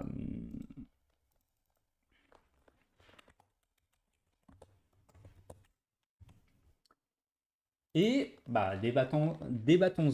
Débattons-en, discutons-en. En résumé, qu'est-ce que j'en ai pensé? Eh ben, j'ai passé un bon moment. J'ai passé pour moi, c'est l'Avatar où j'ai passé le meilleur moment en termes vraiment de cinéma. Parce que le un c'est très beau visuellement, mais c'est un cliché ambulant, c'est un film plus que basique. Si on prend le scénario, tout ça, l'acting, machin. Si on prend le 2 c'est horrible, si on passe un mauvais moment. Et là, l'apport de cette troisième tribu intéressante, de ce le développement de cette question sur Eywa, la déesse, le questionnement, et ce personnage-là, le personnage d'Una Chaplin, joué par Una Chaplin, la méchante, est super. Le problème, c'est que ce personnage est là pendant. Enfin, ce personnage est développé et poussé pendant la moitié du film. Quand on revient de l'entracte, justement, bah, ça devient la copine. Pardon, je spoil un peu, hein, mais ça devient la copine de Quaritch. Et pas plus que ça, quoi.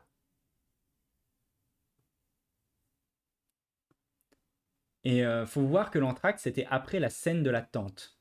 Ceux qui ont vu le film, ceux qui ont vu le film voient de quoi je parle. Et bah, la scène de la tente est très bien. Mais du coup, après, la bataille finale, c'est la bataille du 2. Enfin, Jamie, je sais pas si t'es là, mais je sais pas si t'es d'accord avec moi, mais la bataille finale, c'est la bataille du 2 globalement. C'est les mêmes dynamiques de capture, c'est les mêmes. Enfin, c'est les mêmes dynamiques. Alors, c'est la bataille finale du 2 en mieux. En mieux. Et je trouve que l'apport de cette. Enfin, ouais, moi, je trouve que c'est vraiment l'apport de cette. Le film est porté par Runa Chaplin et porté par cette troisième tribu. Alors, il y a des questions. On a Neytili qui a un comportement au début pas très sympa. Et il y a un switch à un moment de Jake Sully qui n'a aucun sens, je trouve. Il y a des moments quand même qui n'ont pas de sens. Euh, et globalement, voilà, c'est dommage. Parfois, le film ne s'embarrasse pas. Parfois, le film, il avance et il y a des trucs que le film dit, notamment justement au retour de la moitié du film, putain, il enchaîne vite les scènes. Allez, tout le monde devient amoureux, et hop, on enchaîne, hop, c'est bon, tout est fait, hop. Moi, le truc de allons sauver machin, oh non, Bidule est kidnappé pendant qu'on sauvait machin, allons sauver Bidule, saoulé au noir. Mais ce truc-là, il est moins fort que dans le 2. Il y a moins, si tu regardes bien, vraiment, c'est moins souvent euh, cette fatigue que tu as, elle est liée au 2, je pense. Parce que dans le deux c'est abusé. Dans le 2 c'est même n'importe quoi. Euh, Là, ça y est quand même pas mal. Mais, mais c'est moins fort et c'est mieux fait. C'est plus logique. Mais oui, clairement, globalement, ça fait deux films que j'avais absolument aucun souvenir de deux, au point que j'avais oublié tous les persos. Bah ça c'est un peu le problème de ce film, c'est que les persos, ils sont oubliables. Moi, je veux bien que ce personnage-là, le fils de Jake Sully, qui est censé être celui qui obéit pas, tout ça, il est casse-couille. Et moi, je le répète, pour l'instant, le meilleur personnage de la trilogie, Jake Sully est mieux. Jake Sully est tellement mieux que dans le 2. Jake Sully prend. Ça y est, on a le retour. Il a des vrais questionnements. Bon, c'est le gentil qui est tellement super gentil. Euh, Il y a Cyber Jésus, le fils moins bien. Et PNJ numéro 5 qui sert juste à être mignon. Oui, oui, non mais oui. Mais après, Cyber Jesus, moi, vous savez, les Marissou, j'aime bien. Il y a Marissou, mais Marissou, j'aime bien. Mais là où la Marissou est particulièrement intéressante dans Avatar, c'est qu'elle a son némésis. Les Marissou n'ont pas toujours leur némésis. Là, on a sa némésis avec ce personnage-là. Quand je dis que ce personnage est le meilleur personnage de la saga et qu'elle porte le troisième film, c'est parce que d'un coup, ce personnage devient encore plus intéressant parce qu'il y a ce personnage. Il y a son némésis, il y a son opposé, il y a celle qui rejette EY, il y a celle qui s'y fond. Et aussi, utilisation. Alors, même si cette scène, la manière dont elle est amenée n'est pas bonne, il y a l'utilisation de toute façon, Avatar, il faut vraiment. Il y a une lecture très biblique à faire. Hein, et il y a la reprise du thème d'Abraham, de l'histoire d'Abraham. Ceux qui ont vu le film verront sans doute de quoi je parle. Donc, je rappelle que Abraham et Abraham, pour ceux qui n'ont pas l'histoire d'Abraham, c'est un jour l'ange Gabriel, parce que c'est toujours l'ange Gabriel, vient lui dire, oui, il faut que tu sacrifies ton fils en haut de la montagne. Euh, et Abraham, qui est extrêmement pieux, se dit, ah, mais je l'aime. Euh, J'y viens après. Ah, mais je l'aime. Et parce que Neytiri fait partie de cette dynamique d'Abraham. Et tac, il emmène son fils à la montagne. Et au moment où il va le sacrifier, l'ange Gabriel fait non, c'est bon, c'est bon, c'est bon, c'est bon, c'est bon. Stop, stop. Non, ça c'est Abraham. Tue pas ton fils, tu l'aimes, c'est pas gentil. Tiens, un mouton. Et l'autre il fait ok, le mouton part. Et ça c'est Abraham, hein, c'est pas Job. Et Neytiri, bah, le côté raciste, c'est pas la première fois qu'on le voit. Donc c'est un pari entre Dieu et le diable. Euh, Effectivement, Neytiri, c'est pas la première fois qu'on vous commence à voir cette question-là. Mais en fait, elle n'est pas si développée ici. Et elle est pas si développée. Elle est dite une fois on nous l'a fait pressentir au début. C'est dit à un moment et c'est re-insisté à un autre moment. Mais ensuite, elle switch. Ensuite, elle fait non, mais finalement, non, pourquoi tu fais ça? Et c'est celui qui fait ouais, t'avais raison, il fallait être raciste. Bah, pendant toute une partie, elle est juste moi, c'est une mère en souffrance. C'est une mère en souffrance. Et elle joue la mère en souffrance tout le long. C'est là où moi, je vois pourquoi tu l'as dit antipathique, mais pour moi, c'est une mère en souffrance et qui, à un moment donné, va venir. Et en plus, sa souffrance liée aussi à la blessure qu'elle va subir. J'entends en fait ce que tu dis, Jamie, mais je crois que j'ai réussi à l'accepter. Puis pareil, enfin, c'est vraiment le trio. Je trouve que justement, presque, on aurait dû appuyer sur le trio elle, Neytiri et. En fait, pardon, mais faut le dire. Les, les femmes dans Avatar 3 sont tellement plus intéressantes que les hommes. C'est vrai. Il y a un moment. Enfin, t'as Spider. Spider est un bon personnage. Spider, et on aime tous Spider. Lui, il casse les couilles. Lui, il passe son temps à faire des conneries. Et moi, je comprends que Jake Sully ait envie de lui mettre une tarte. Quaritch est méchant. Et en plus, il est pas gentil. Et oh là là, sera-t-il là dans le prochain film?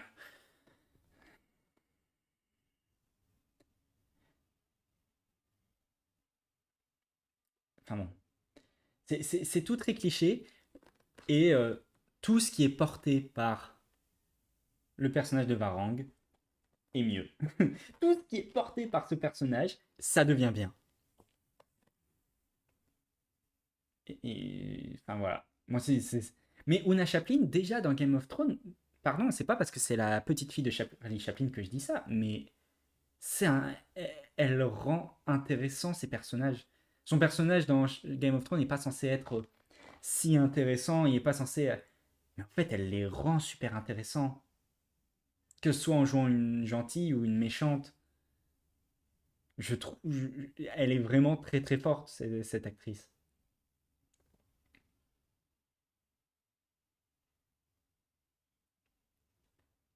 Enfin, moi, c'est la deuxième fois que je la vois et c'est la deuxième fois où je suis en mode.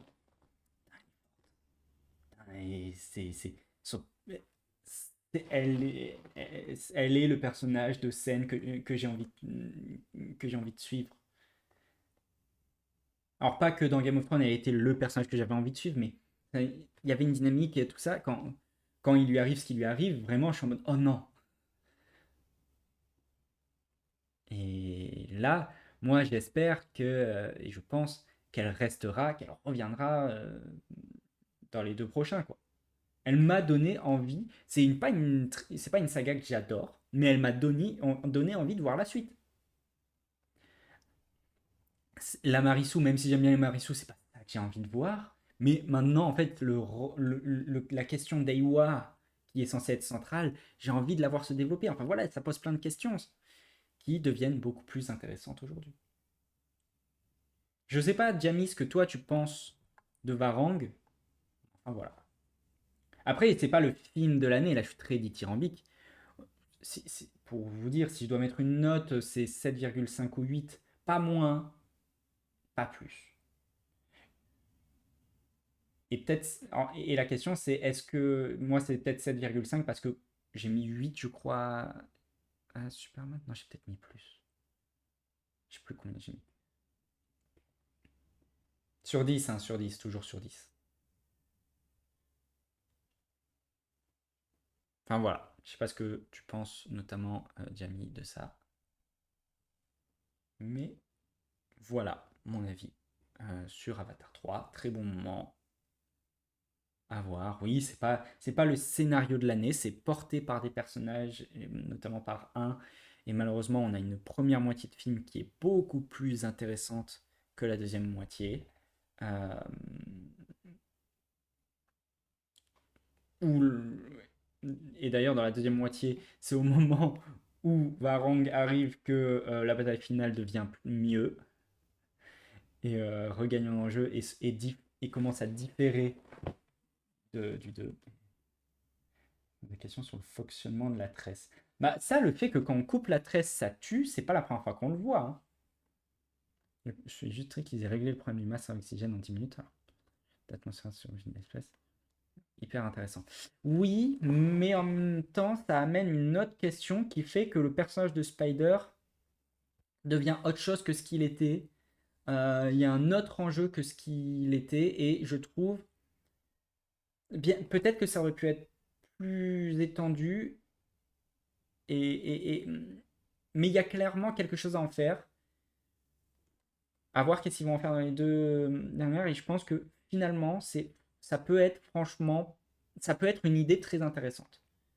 Je pense que justement, cette idée de, pour pas spoiler, mais de mettre fin à la problématique de l'atmosphère, pourquoi pas? Pourquoi pas, voir ce que ça donne, mais il y a moyen de le rendre très intéressant. Par contre, clairement, si c'est tout ce qu'on a sur cette question-là,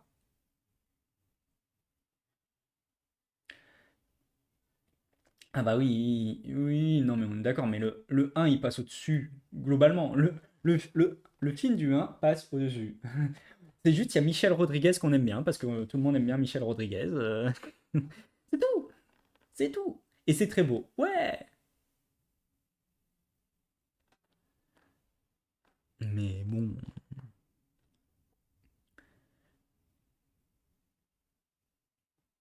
le 1 il est pas porté par grand-chose, quoi. Le 1, il est pas... Mais pour moi, le 3 c'est le meilleur. C'est le meilleur des trois.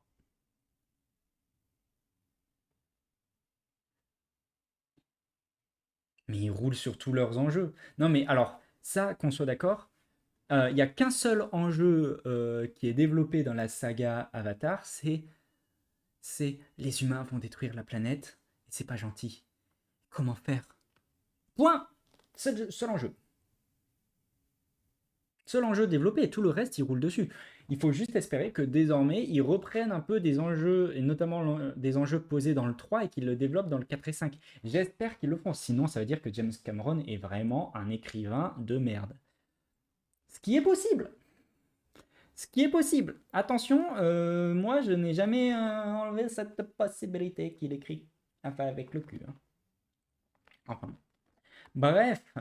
Mon premier Fastlane, je préfère Jack Sully en humain. Ouais, bah moi c'est le 3 parce que Varang. Enfin bref. Disons au revoir à YouTube.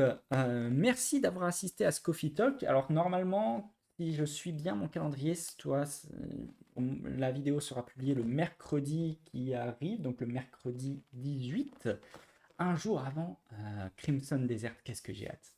Qu'est-ce que j'ai hâte de Crimson Desert. Et voilà, nous on va passer à Hades. Désolé, tu ne le verras pas. J'espère que ça t'a plu, que ça t'a intéressé. On a pu faire un coffee talk un peu à l'ancienne, entre guillemets. C'était sympa de faire un coffee talk un peu à l'ancienne où on a parlé. Tiens, j'ai fait une review d'un jeu, d'un film que j'ai vu. On a pu parler d'un article. On a fait une conférence, une cérémonie de jeu. On a fait un petit peu un panel. Je ne sais pas si vous, ça vous a plu. Moi, je trouvais ça chouette. Euh, Moi, je trouvais ça chouette. Et je te dis à la prochaine. Ciao.